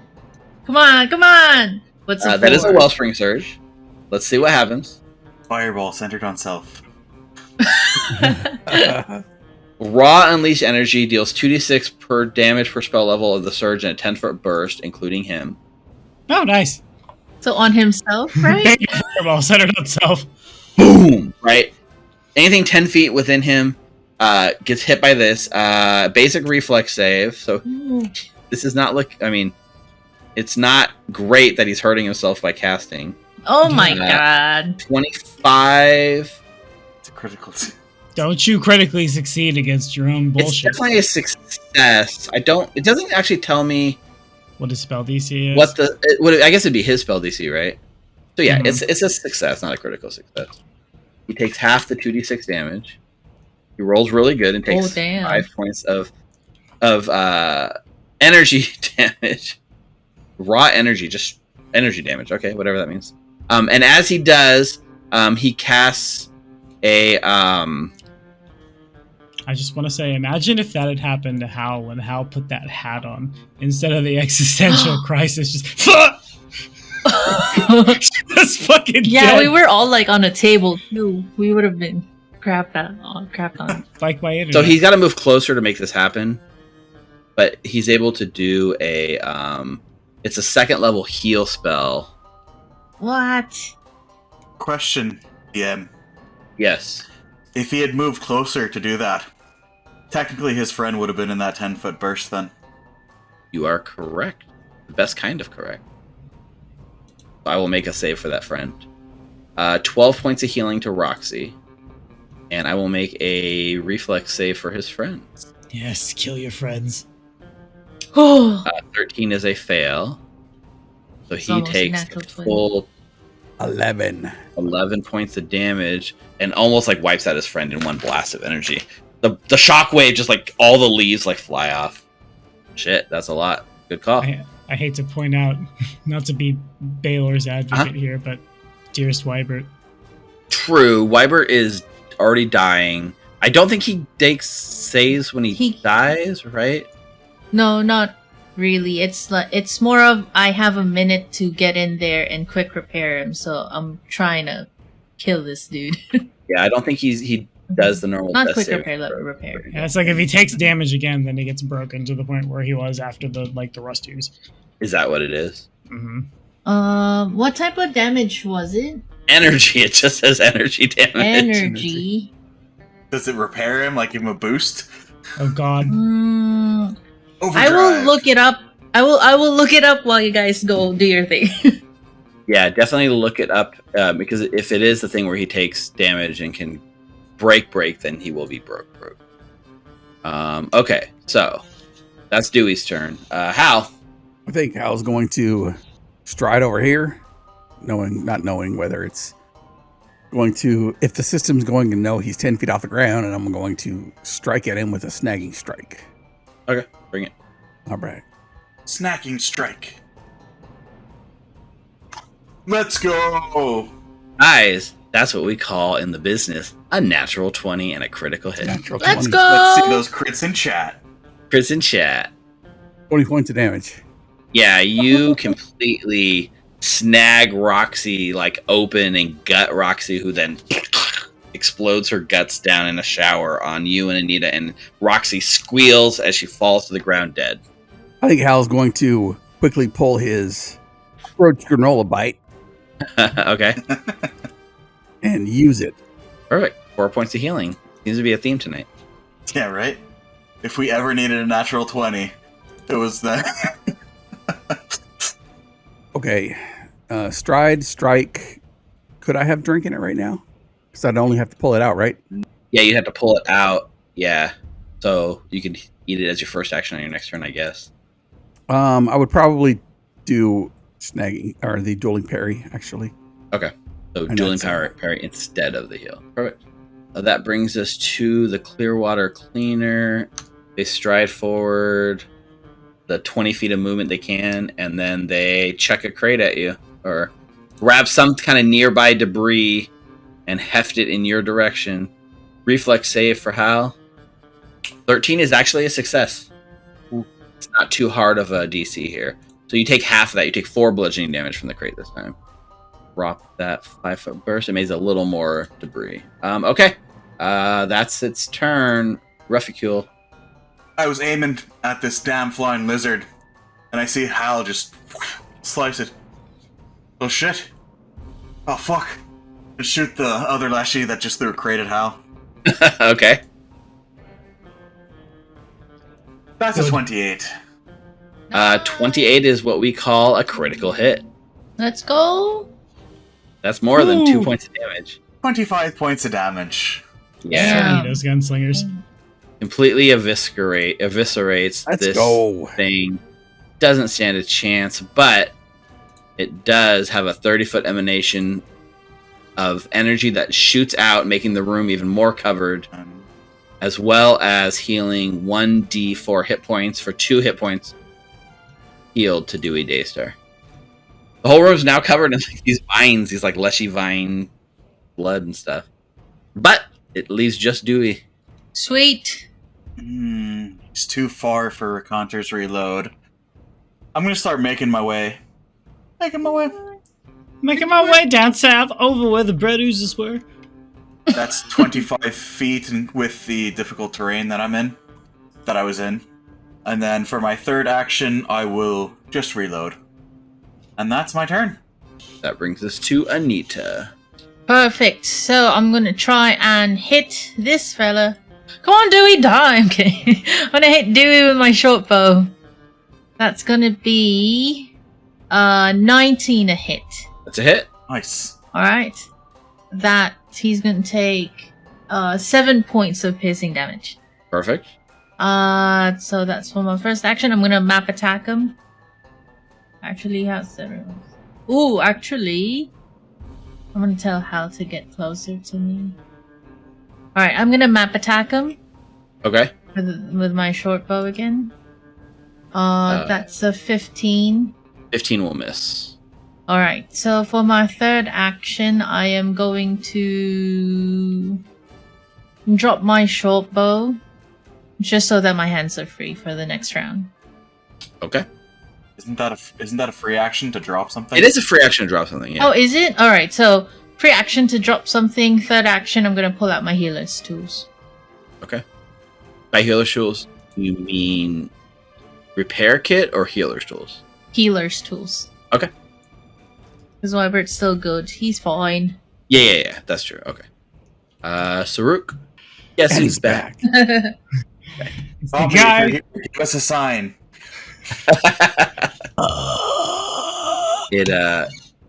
Where's the cross? Where's the cross? I don't know. I've been looking for it. Fuck, I don't want a goddamn 13. Stratagem comes up with Hero 13. point. Not great. Yeah, God, why not? I'm gonna use a hero point. Yeah, hero point it. Shoot go. this damn Dewey Daystar. All right, 22. I'll take a 22. I will interact to reload, and third action, he's in just barely the first range increment, presuming a 22 hits him. It does. Nice. And we're gonna get him for 5. Okay. And that's 5 me. points of damage on Dewey. All right, comes back around to Dewey's turn, and Dewey, he's like coughing up like sap. You evildoers, I'll die protecting this world. And then, boom, boom, spine shot. So first spine shot will target Saruk back. No, that's not the sound he makes. Oh. Pew! Pew, pew, pew! Oh, defending this place. Pew! Pew! First strike is a natural 20 on Saruk. Oh boy! Power of the monologue from the villain, so that's a critical hit. Oh, good. Fuck! Okay. It's actually 18 points of piercing damage to you. That's much more than 8. Oh my. There we go. We finally got the damage right. That was a crit, and he had cast Magic Fang, which gave him striking weapons on his unarmed strikes. No crits in chat. It looked like you took 28, not I 18. put minus 18. I don't know why I did that. I was. It looked like you said minus 28. I was like, oh god. So that's the first strike. Second strike targets Hal with its map attack. 13 is going to be a miss, and the third one is going to be against Anita with a big minus penalty. However, the monologue power kicks in, and that's a natural 20 on Anita. That misses. It's enough to make it, a hit, and then that bumps it up because of the roll. So that's roll critical right. damage. Nope, that's not the right. Why is it? Oh, because I rolled the melee one. Sorry, it's the range No, one. don't take take damage. Instead, take 22. Ooh. So I take 22? Take 22 points. Okay, hang on. Let me heal first. Heal this head. 10. And then I'm gonna just pass out right away because I had 21 hit points. All right. It's a bad Yahtzee. Anita goes to move you up. Yeah, you go to dying 1. Mm-hmm. And that brings us to Hal's turn. I mean, the power of the monologue, you get 2 natural 20s in 1 turn. I think I was gonna stride up to here and snagging strike this guy. Yep, that was 2 strides, right? Yep. Yeah, okay. Running through the foliage. You get right up on him. Foliage. Come on, Hal. Okay. 16 is a hit. Bro, why can't I roll better than 1? That's 5. I'm a champion. But he 5 is- points of damage, snagging strike, so you kind of use your free hand to grab him. As your hand wraps around him, one of his spines goes into you. He has the spiny body passive. You take 5 points of piercing damage to your arm and hand as you grab the cactus. Okay. I don't really grab him, but that is. We'll say you take, because it's a snagging strike, I'll have you take half of the grab damage as a trade-off. But it makes You're sense. right, you don't grab, but so we'll do half that, 2 points of damage. But that was all 3 that's my actions. turn. Reficule. He would definitely have cover from where I am, wouldn't he? Just a +1 AC through your allies, yeah. Don't worry, if I get murdered by this goddamn Cactuar, I'll come back as a halfling and I won't be blocking line of sight anymore. It's alright, I'm gonna stride, Uh-huh. target, and fire. I reloaded last turn. Okay. No intimidate then. No. He did the thought we lizard could- that didn't know. Yeah. Oh yeah. I just was like, this would be a good time where reloading before the shot would actually be beneficial because then you could say some shit to him right for you. Right. Blast him. I've never heard the saying, a pew for a pew. Pew for pew. Pew! Oh, that's the opposite. That's funny. I'm gonna use a hero point. That is, Yes, that you is are. what I get. Heisenberg just gave Saruk a hero point. Good. Mary Chrysler. We're now digging into our alts for hero points. Right. 20 is a hit. That's funny. That's a little better. 6 points of damage. That's better than 2 points of damage. The bullet, boom, whizzes. I think you blast him in the hand, and the wand flies out of his hand. He's barely hanging on to life. Alright, third action. I will use Reconter's Reload to say, you'll die protecting nothing. You'll die for nothing. Make that intimidate. That demoralize. Make him cry. He's just in 30 feet. Yes, he is. 14. 14 is not enough to crack his resolve. He is a zealot. That's my turn. All right, Saruk. Goddamn cowboy druids. Okie dokie. So I'm gonna stride over here. I'm gonna get off the ruler's hill because that's what heroes do. I'm gonna stride over here, interact it, grab a potion, and I'm just. Anita's down. It looks really bad. That's not very good. So I know how to do this. You can just roll it. Yeah, just re-roll the healing, and then so Anita, you get 2 hit points back. you are back to Ah! you're wounded one, but you're alive. Mhm. Prone on the ground. Just trying to keep my body between Captain Caxuar back there and my friend who is hurting, and that was 3. Yes, it was. But up next, because you got knocked down, Anita, at the top of the initiative, you go now. Okay. Where are my healer's tools? Can I grab them real quick? Yeah, you're laying on the ground. The healer's tools have fallen out of your hands, so they're on the ground next to you. Okay, so 1 action to grab them, 2nd action to stand up, 3rd action to do battle medicine on Saruk. All right, make that medicine check. Medicina. This fight is much tougher than I thought it was going to be. Can you fucking imagine if we did this with the squatters? That's and the 13, but I would like to use Right. a hero point for that one. All right, use that hero point. Pretty please. Come on! Did it do it? Heck. It's 12 Fuck is no. still It's a not 12. enough to do any healing, unfortunately. Don't worry about me. Worry about you. No, that's it for my turn. That is true. All right, Mhm. Dewey gets another turn. I guess Dewey, as he's coughing up, he's got like tons of sap. You can just see he's like breathing heavy. He looks you up in the eye, Hal. Well, we all gotta go sometime. I think he looks past you and past like the group towards the cold storage where you can hear Gattleby whimpering and starts full sprinting towards the cold storage. Now, Opportunity attack. this does trigger an opportunity attack, but he's about to make a break for Gattleby. Any hero point you chant, I'll take it. I'm gonna swing at him. As he runs, like the spine rips out of your hand, Ow. blood dripping down. Make that strike. No, that's another crit. That is a critical hit. Yes, come on, Hal. Gonna roll that damage and Come on. 20 points of damage. Dewey Daystar. Oh God. Get 1 HP. He's running towards Gattleby, and like Gattleby's eyes are wide, and like the Kopesh comes through as he like splits in half. A burst of energy like comes out. This time it's like cactus spines. The whole floor is covered in like cactus growths that shoot up. And as his body like explodes, his little like holster pack flies off, and like a little slip of paper flies up in the air and like flutters and just lands like in the middle of the room. And then I think I would say, all right, I got you.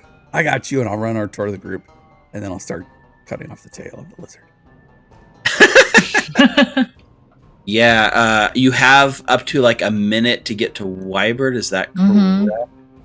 I posted it on Discord. It says when your construct reaches 0, it becomes broken and begins sparking, and might be destroyed if I don't repair it. So technically, when he hits 0, he wouldn't have been down right away. I still would have had a chance to repair him, but I didn't. Actually, this. I think he just sits there until you repair him like a normal dying person. Okay. But then, But if he breaks down again, if he hits 0 again within a 10-minute period, he's. so I don't see anything that says like unworkable. there's a 1 minute window or anything. It's just if he Okay. does, I don't see That's that. just in my head. Yeah. So I think you'll get to him. And I think this fight went longer than I really anticipated. The dice were not in your favor tonight. Captain For Caxuar sure. came in hot. Yes. Both arms Mhm. blazing. So as the fallout of this happens, you've successfully. I think the last thing he says, like as he's dying, no, he died. He doesn't have anything to say. We're just gonna go to break. We need to recharge Okay. our energy. We need to get Tommy's camera fixed. We need to stretch our legs, go to the bathroom. Oh my god, that was a tough fight. Like just the way it's set It's up and the the way. damage rolls. Yeah, like, whew. It just shows like the difficult terrain, so you couldn't approach them very easily. Just made a big difference in the fight. Like you blew up that one guy at the beginning, and then the whole thing turned into a difficult terrain. It's just Yeah, totally forgot about that. so. We're gonna go to break. While we are at break, you at home, make sure you guys stretch and go to the bathroom and get your drinks too. Take a minute to support us. Follow us on twitch.tv/recallknowledge. Follow us on youtube.com/recallknowledge. If you have an Amazon Prime subscription, we will gladly accept it, or any other subs you may have. Go to YouTube, catch up on our past and future shows, and check out Patreon, right? Our Patreon has some cool stuff. Rick made an awesome map pack that just went up like last week. So subscribe and get some cool maps, and we have some awesome Alkenstar maps for GMs coming soon. We're going to be back in 10 minutes with more Outlaws of Alkenstar. Don't go anywhere. I need to mentally reset after that. I'll need to get up and breathe. Jesus Christ. Pew, pew. Yeah. Woo-wee! We are back. Right in the thick of it. So, welcome back after our break. We had a tough fight. You guys pulled through by the skin of your teeth or by the needle of your cactus. I don't know. But luckily, you did it. The camera fades in. We have the entire center of this brewery covered in vines and small bulbs of cactuses that have grown out from these dead leshies. The little satchel with the paper that floated out of it flies off of Dewey Daystar, lays in the middle of the sort of newly formed jungle. Anita is quick to sort of repair Wybert and get him up on his feet, no longer in the broken state. You're licking your wounds, and in the midst of all of that, there is a startled Gattleby currently being defended by a construct in the other room. Kind of like, Bolt, is it all clear out there or what? What was that? What did you do? I bring what remains that I can pick up safely of Dewey Daystar's now just cactus form and set it down. What did you do? I've never seen this guy. I don't know. I mean, nothing. You haven't committed any crimes that those who adhere to the tenets of the natural world might have got a little upset about? Well, I mean, of course, but even doing anything gets their thorns riled in a bush. I don't know. I mean, I once ate an apple. I'm sure that qualifies in his eyes. I don't know. It's broader than that. I think Stu just pinches the bridge of his nose, walks back out into the center room that I definitely know the name of in character, but I'm brain farting, sets down against the wall and begins setting about pulling the spine out of him. Is there any? So, Miss Mendoza, while I take this here lizard tail for some breakfast, lunch, and dinner, and maybe some more breakfast and lunch, think them Pickle Ricks over there got some money in their prickles pockets? Yeah, I wanted to I check. don't know what you'd say. We should also look. Maybe there's some paperwork in Dewey's pockets or body that would allude to where else he's from. But yes, I'll look. There was some sort of paper that flew up as Hal slashed him through. What? Annie, I saw you going down. How are you doing? Yeah, I just have a massive headache.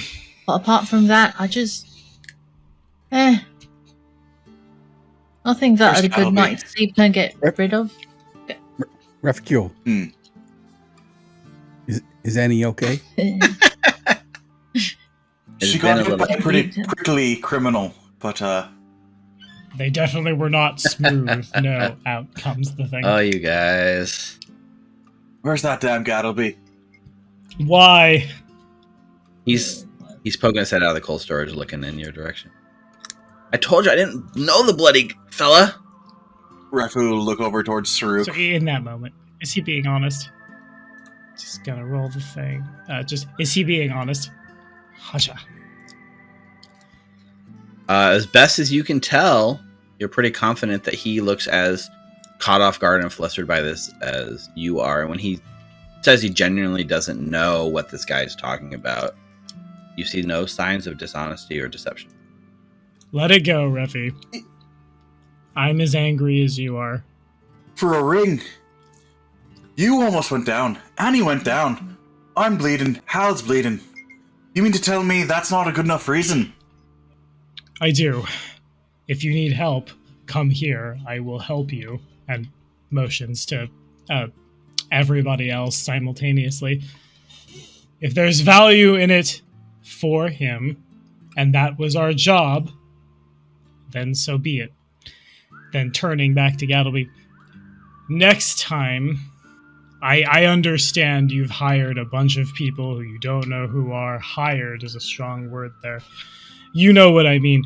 If you can be a little more direct, things like this won't happen. Just a, hey, by the way, go dive down in the onions. There's a ring. It's really important to me.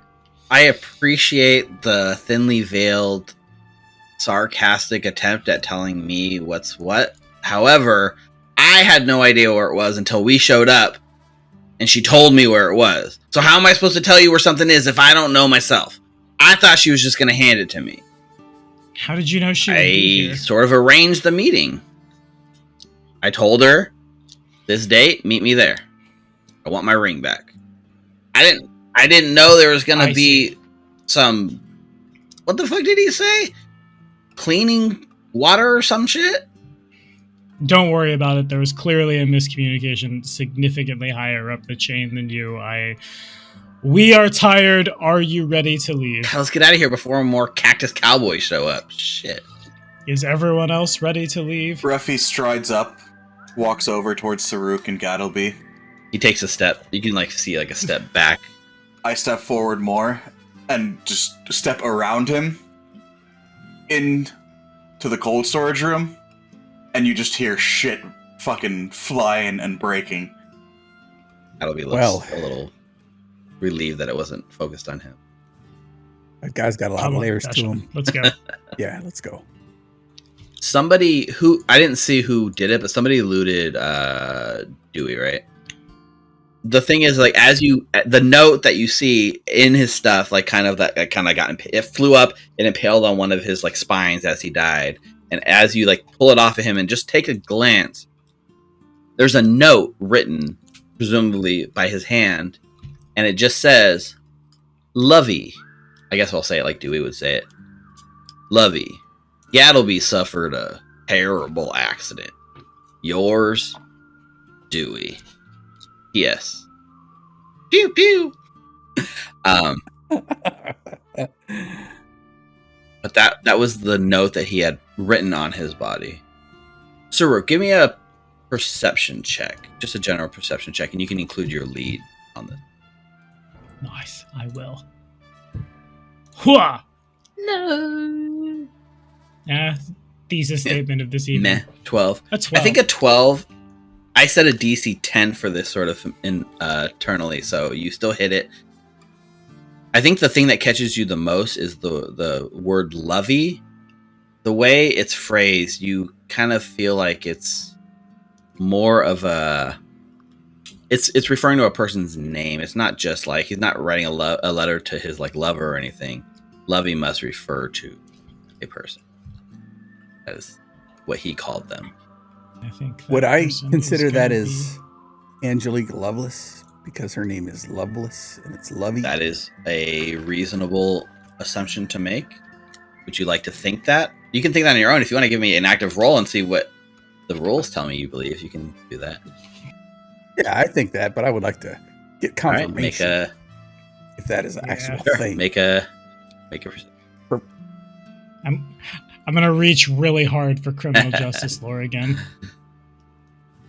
It's just a name. Yep. I mean, you have seen suspicion in the back of your mind, but you've never heard anyone call her Lovey before. It's not a nickname that you maybe have, or that she usually.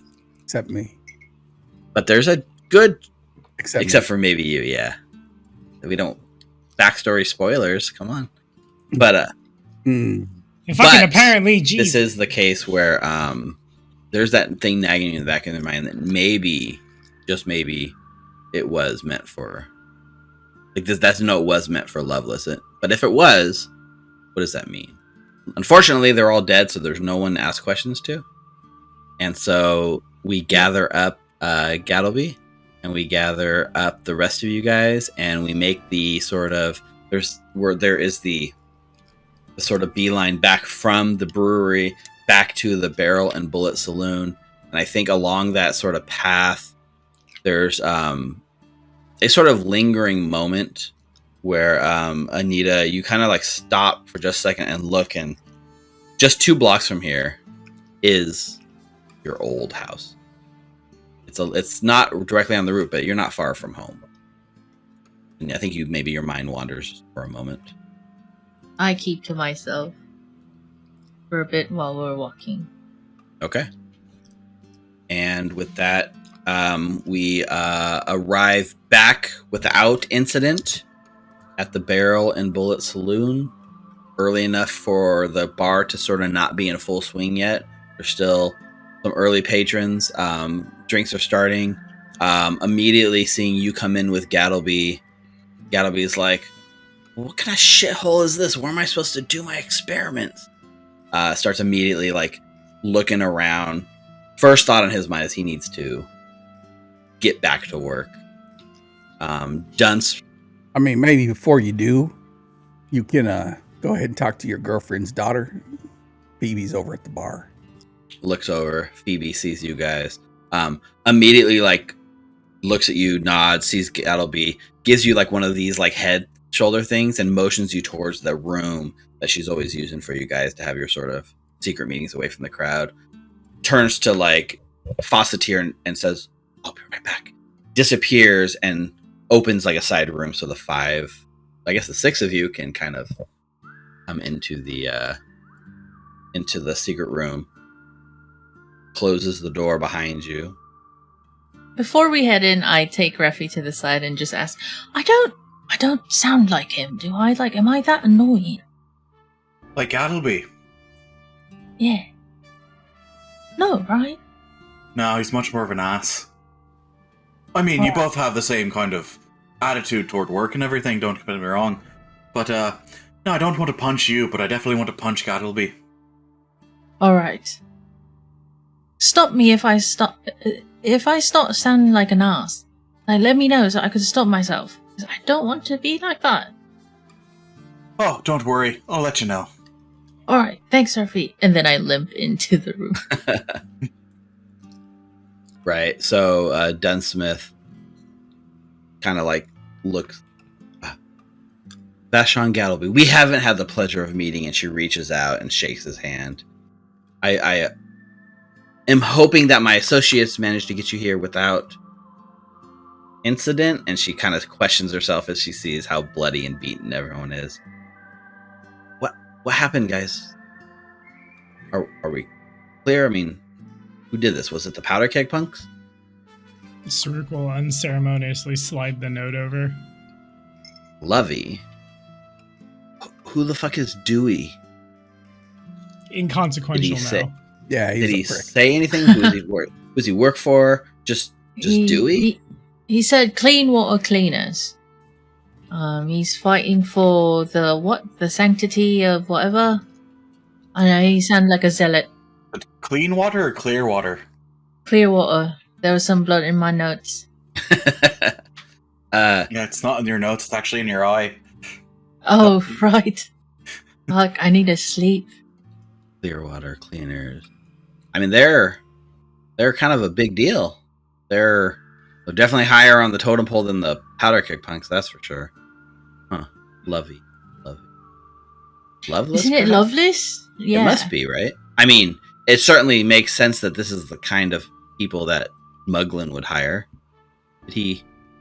Like, show up? Yeah. Was he trying to capture Gattleby? Yeah, that little prick showed up. Wanted Gattleby to have an unfortunate accident. If that is Loveless, I don't think Muglin's behind this. What do you mean? At least not Clearwater. Muglin wouldn't want Gattleby dead. Not yet. Not till he has everything he wants. Unfortunately, you're too valuable to kill quite yet, Mr. Gattleby. Thanks, I guess? Think Tuss over here. Thanks, Tuss? My name is Saruk. You're welcome. Saruk, I'm sorry that I put you all in danger. I didn't know. I mean, let's just be honest. They would have attacked us no matter where we went, right? the detour isn't really on me, right? I mean, if anything, it's kind of on you. You were there to protect me. Professor, Now You're getting that's out of line. over I the wouldn't- line. you should stop talking, really. Now is not the time. The next time you need to get a hold of people to do things like this, the more information you can give them, the better. Had we known, we could have done things differently, and it probably still would have happened, but it could have happened on our terms. Listen, for what it's worth, you did great. Double thumbs up. Oh, God. There was a See sort Ruffy's of, eye just twitch. if there was a sort of like review system, I could go on and share my experience with you Professor, could you just shut up? Phoebe's trying to say something. There's something about Lovelace and maybe Mugland. You're here, you're safe. Could you just, for a few seconds, shut up? Just a few seconds. His jaw is like open, like he was going to say something, and he sees this person, and he's only known you in the context of schooling, right? Watching you talk to him like this has like just dropped his jaw, like, believe it or not, shuts up and just sits, like, puts his head and like looks down. All right. The whole time, right, Phoebe's been very quiet, like looking at the note and like kind of mulling over what you said, Reficule. I'm just, if this was Loveless and Mugland, it almost looks like our friend Dewey here went a little rogue on this. And she slides the note to you, Reficule, right? Like, why would he have pre-written a note saying Gattleby had an unfortunate accident? Maybe Dewey here had his own plan for Gattleby. That could be. But, maybe you used your connections on high and your little network of whispers. Maybe this note gets out into the world, right? Whether it was Loveless or not, maybe we make it seem like it was Loveless. Yeah, perhaps you just start distributing that around to the pickle party. What was his name? What faction? What was it called? Which one? Clearwater Crew, I think. Cleaners? Oh. There you go. Clearwater Cleaners. Pickle party. I was thinking a bit higher on the totem pole, as you were talking about, Phoebe. If Mugland wants the professor over here, and he thinks Loveless is making a play on her own, maybe that could be to our advantage. Driving a wedge between the two. Easier to take them down apart than together. I like the way you think, Refik. Have they always had a history together of like working together, Loveless and the Clearwater Cleaners? Or is this the first time? To be honest, I'm kind of caught blindsided here. I know I've heard of the Clearwater Cleaners. I don't think there's any known association. They fancy themselves as like nature's law keepers. So maybe maybe that's what Angelique was able to bond over them with. I'm not sure at this point. The thing that she could use to manipulate them. Yeah, that tracks. But I don't suppose all of our mice are collectively hovering over our underworld floors. Might there be something we've heard now that the adrenaline about isn't running? the Clearwater Cleaner specifically? I mean, you can go ahead and give me that underworld lore check. Would Alkenstar lore suffice I as think well? so. I think it'd be a slightly higher DC than underworld lore, but definitely in the realm of possibility. I'll let this be the lead that replaces Oops, I should Gattleby. have done that private. Oops, I rolled it straight up, but that is a natural 20. Alkenstar lore. Well, I found the ghost. Nice. Crits in the Yeah, chat. let's put Kits in chat. You So, Hal, you think back, and I think in your experience, in your connections with like law enforcement, I think that there is a history, at least a very passing connection, not something you had normal contact with, but you'd heard about sometimes shield marshals would pass cases off to the Clearwater cleaners. I think maybe one time specifically, you did see a specific instance where they did sort of say, hey, we know there's a person, we can't get them legally speaking, maybe you should take care of it. But there's a catch here. The Clearwater cleaners only take a specific kind of job. They only target pollutants and alchemists. They have a grudge against them. There was an alchemist in the past that they worked with.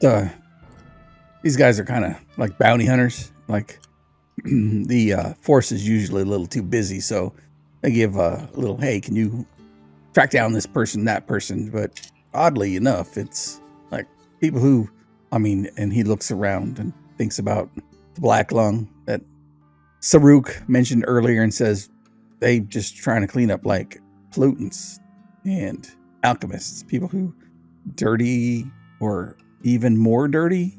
I guess it's like the APA or something. I don't know. I suppose it tracks. I think also they're not doing a good job thinking about it. They kind of are.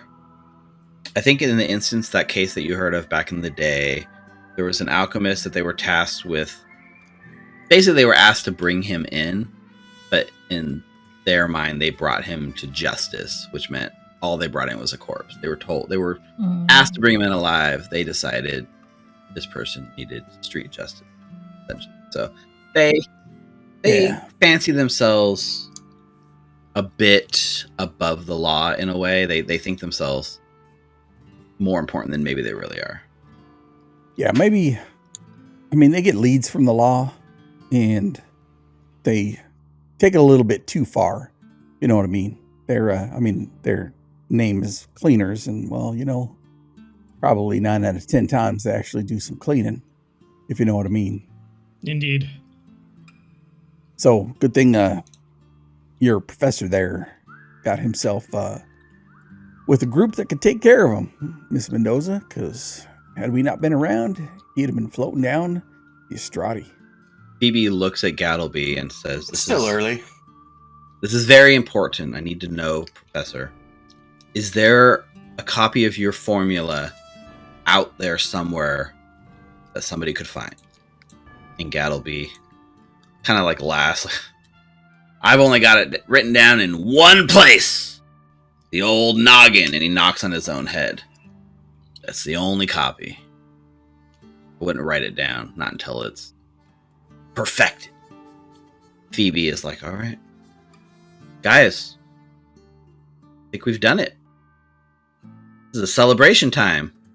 She stands up, like from her chair, which skids backwards. She's like, Gattleby, Vashon, you stay here. I have a secret room I can put you up in. No one will find you until we figure out what we're going to do with you. The 4 of you, assuming this pans out, I think this is going to be the end of our business. Job well done. Job paid.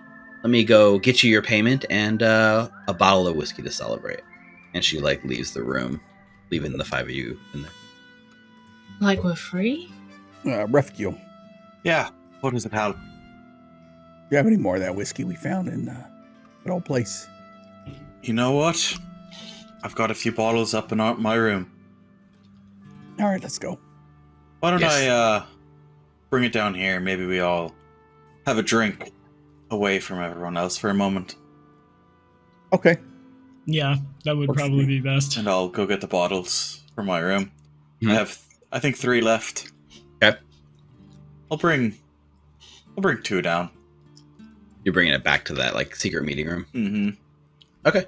Yeah, you man it right outside the meeting room. There's a staircase up that goes to the rooms. They're able to pop up, get it, and get back before Phoebe's even done in the back room, taking out your guys' payment. I'll offer Refuge a old dried out cigarette that I got out of what's his name's place and hand it to him and We're all light it. Appreciate it. Yes, sir. I'm sorry, miss. What were you going to say? No, I was just thinking, are we under the assumption that the Clearwaters was hired by Lovelace, and the Powderkegs were hired by Moglin, so they're working separately? The way I'm tracking it, the Powderkegs were just an implement of chaos and destruction. The Cleaners, on the other hand, were the element we couldn't have known about until it was too late. All right. Yeah. Muglin wouldn't bother with people as low as the Powderkegs. They're not, like as Tuss was saying, too chaotic, not reliable enough. Muglin likes results. Yeah, them Cleaners, they do, I mean, like I said, 9 out of 10 times, they don't bring nothing back but a corpse. So, I mean, your professor would have been floating. Well, actually, he would have been dead and shot up, and I think field full of pricks or cacti, whatever the hell that shit is called, and they would have brought him back as a pincushion. There you go. That's the word I'm looking for. It'd have been a pincushion, and they'd have brought it back to whoever was. But, you know, Lovelace has a nickname, Lovey. I'm not sure if it's very popular or well known, but could be. But, you know, you know what? Now the more I think about it, not a lot of people call her Lovey. Well, I hope not. You called her Lovey? Oh, no. You did? Was that reserved for people that was just close to her? Oh, what did you do? Oh, look at how he's great, so you can know he's blushing. Ruffy's just pouring drinks. Yeah. Do you pour one for Gattleby? Is he still in the room? He's still in the room, yeah. He's been quiet since the need sort of mouthed off to him. Hey, there's a workshop right next door, by the way. That's true. Just tell Goblin that Phoebe sent you. He'll be all right. Maybe he'll get his ass kicked by the Goblin. I feel like Phoebe's somebody I wouldn't want to cross if, you know what I mean. She's, I probably should wait. Especially since you didn't marry your mom. There. But, what my friends are trying to politely say is, get the fuck out of the room. Please leave. Right. He's like standing up. Thanks, back and towards the door. Yeah. Right. Door opens, closes, he's gone. Just the four of you. Didn't even realize he was still fucking in here. I know, he wasn't saying nothing, just sitting in the corner. Kind of like he did on that bridge, just kind of hunkered down and didn't say shit. I mean, so what now? Do we go look out for this cleaner group? I mean, Phoebe said we're pretty much done. Think we can get more information from her? Like, what do you mean, like we're done? We got Gattleby here, but... I know, are we free? We head out? Yeah, I want to make sure every hook is out of me before I assume that I'm actually free, but... I mean, if so... I'm not free until Lovelace and Muglin are dead. I'm with you on that. Maybe we need to go out and take a look at this cleaner group. If that actually is a note about Lovelace, then that's the end of my path. Well, not really the end of my path. My end of the path ends with y'all smiling, drinking some more of this whiskey, sitting on top of, and a gesture towards the sky side of the city, up on a loft somewhere up there, looking down on this place. I mean, we'll see. But I definitely, if Lovelace is in between here and there, then my path lies that way. I'm just worried that with the Powderkegs, we might have like another deterrent in this whole goal to bring down like Lovelace and Muglin. Like, I don't know why, but it's just I can't explain it yet, but I feel that if they're too chaotic, I don't think that they would have had it in them to just go after Gattleby because, right? Like, we know that they're fanatics of the powders, but if they're that basic, I feel that maybe someone pointed them at the direction of Gattleby. Are you sure? I mean, look at the stuff they No. wearing, like bombs and stuff like that. Could you imagine if that was filled with pyronite and we went through that bridge? What would have happened then? The whole damn bridge would have blown up. There would be no bridge, indeed. I see where your head's at, but I don't know, it feels like reaching. I mean, but if we're done here, I mean, we can't hesitate to go ahead and follow those leads and see where they end up. And hell, if these are just fanatics and they just want more boom, then we know that's why they're after Gattleby. But I think these cleaners are a little more sophisticated than that. That's true. I could just be paranoid too. You? Oh, come on, Miss Mendoza. Yeah, that will happen when a cactus spine the size of my thumb goes into someone. Yeah, no, that is valid. I've got a question. Let's just say purely hypothetical. That's a word that Annie taught me. Oh, you're smarter than that. Yeah, Ruffy. You always sell yourself short. I'm really not with a intelligence of 10, average. Now that there's not these spines flying at us, adrenaline's going down a bit. I had a question. I don't mean to interrupt, but I'm going to. Like, you take me as the guy who lives between a 6 and a 10, and you never get really down to a 2 or maybe even a 3. I'm sorry, is that a local euphemism? I have no fucking clue what you're talking Like about. a friend Refugule here. He says now that adrenaline's kind of settled down, but he's kind of, when I look towards Anita, he's got a itchy trigger finger, and he's usually between a 6 and a 10, like 10 being I'm going to just go crazy. And you never really get down to 2 or 3, do you? Well, let's just say most people that I knew that got down to a 2 or 3 are like our pickled friend there. Oh, fair enough. Indeed. Please go ahead. But, I was just thinking, if what Gattleby says is true, and the only place the formula is in his head, was Mr. Dewey really that wrong? I mean, Anita's got a copy of that, like, early on. The prototype could theoretically be developed. So, let's say we burn that, and let's say, hypothetically speaking, of course, Tusk, there was no more Vashon Gattleby. No more Pyronite. Wouldn't Alkenstar, wouldn't the world be a bit better off? He talks of not wanting to make it to hurt people, not being his goal. It's what people like Muglin and Loveless will do with that. I've seen it. I am it. I'm sorry, what? You know, Refugule, one thing you share with Loveless and Muglin, and not coming down from a 6, sometimes you're a bit of an ass. Just...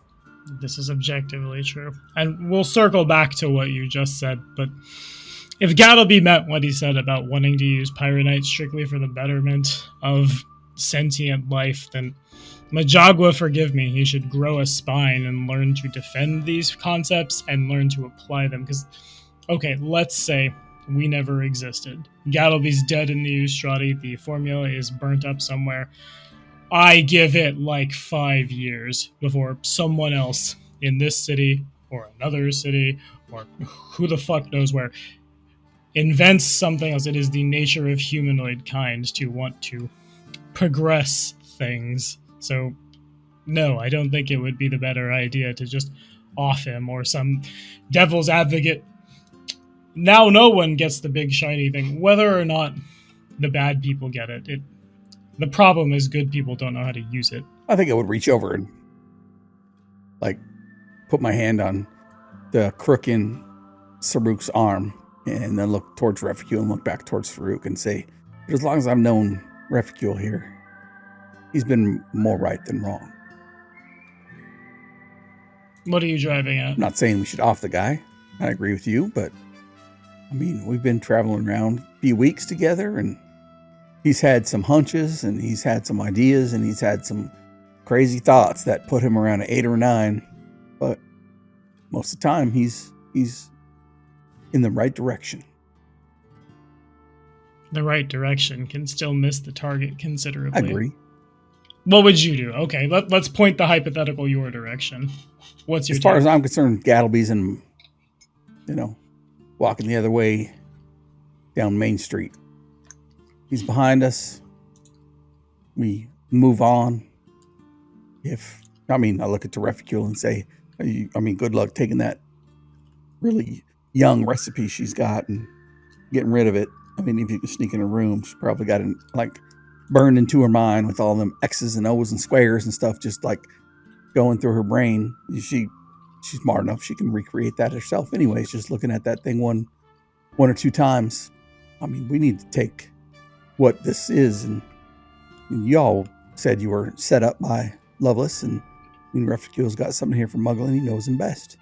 I think we continue on down that road and just let that guy go on his way, but I'm not going to ignore what Reficule's gut tells him.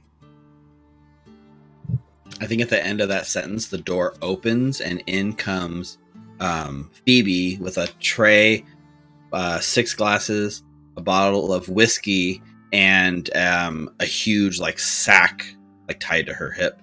And she kind of comes in and sees you guys in the middle of this pretty intense heated conversation. What are we talking about? We're talking about your wonderful whiskey and all of the money we're about to get paid for our service to the great city of Alkenstar. I raise whatever I'm drinking out of her direction. I see you've already beat me with drinks. She has a bottle of the same stuff you're already drinking. We're pre-gaming. Don't worry about it. It's been a day. Sets it down. Where the hell did Gattleby go? Next door. He's probably fighting with that goblin. Out back. Gonna get himself killed. Here. Immediately clunks down 4 satchels of gold, 1 for each of you. That should be your agreed upon payment for services rendered of 50 gold each. That should hopefully make it at least a little worth it. And to a job well done. Assuming Gattleby is here, he's safe. Nothing happens. We're good. We should be good. Glasses comes out. Shots for everyone. Hang around one more day. I'll get the yoke all clear. This time tomorrow, you'll be free. Unless you still want to go after Muglin and Lovelace. I'm there with you. But we'll do this as equals, not as... I won't have my thumb on you. Blackmailers? Saru taps his glass on the table in solidarity. To blackmail. Agree with that. The blackmail. And as you guys take the drinks, we fade to black, and that is the end of today's session. And hello, players. That's the end of Chapter 2. Welcome to Level 3. Level 3. Level 3. Level 3. Level 3. Yeah. It seems like the main concern was Gattleby, and his formula getting out there was bad news for Alkenstar. Seems like the formula is secured. Gattleby's here. He's alive. Only formula known is in his head, and that means, as far as Lovelace and Muglin goes, sure, you guys have your own grudges, but in the moment, take a moment to celebrate. You guys have done a wonderful thing. I know you guys don't see it that way because it's you're under the thumb of Alkenstar, but to make it this far and still be alive is no easy feat. Barely. So great. We've brought the man Oppenheimer. Pretty much. You brought him to the city, so now he will be literally working for Alkenstar in secret. You know what I mean? Oh yeah, because governments always do great stuff with that. Right. We am become deaf. Right. God fucking... The destroyer of worlds. But shit. I think I fall from grace. I think my powers go away. Would you rather have it in the just hand? stands over Gattleby. Right. Raphael is correct.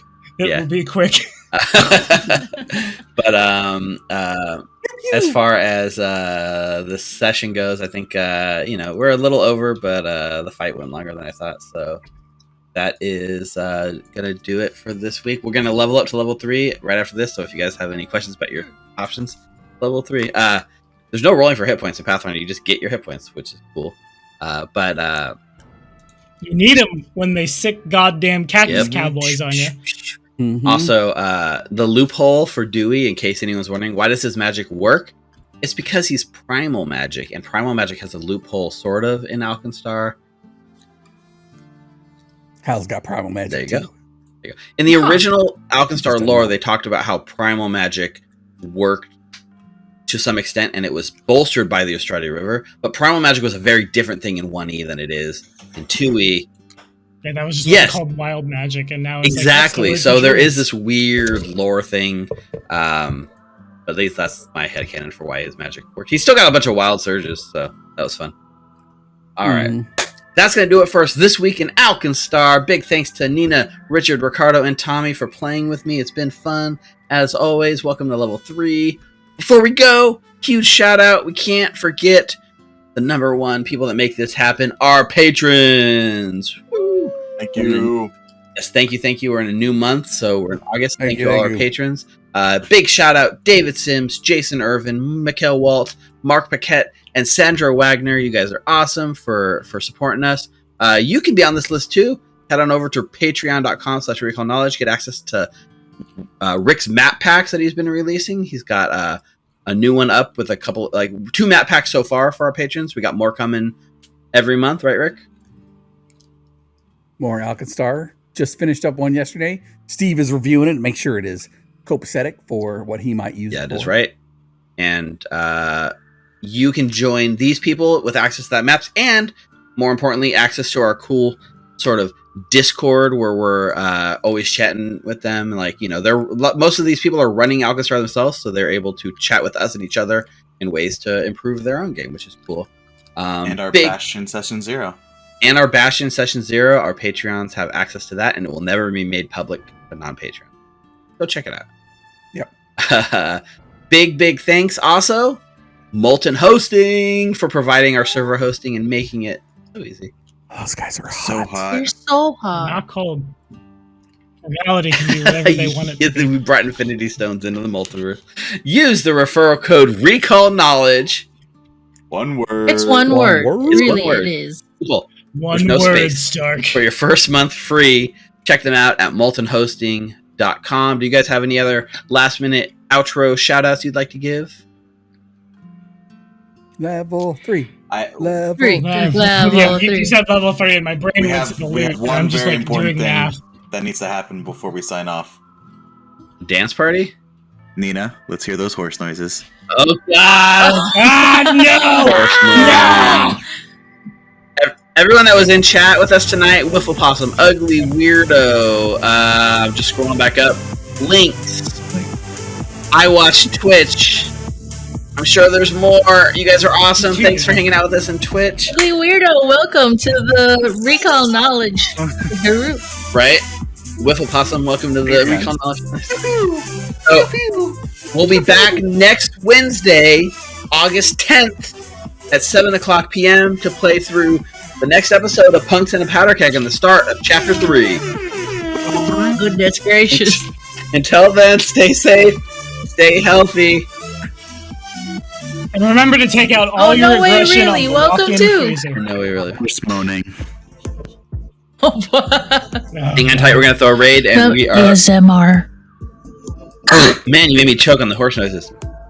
We're going to throw a raid. Thanks for tuning in. We'll see you next week. Bye-bye! Bye. Wait. Links!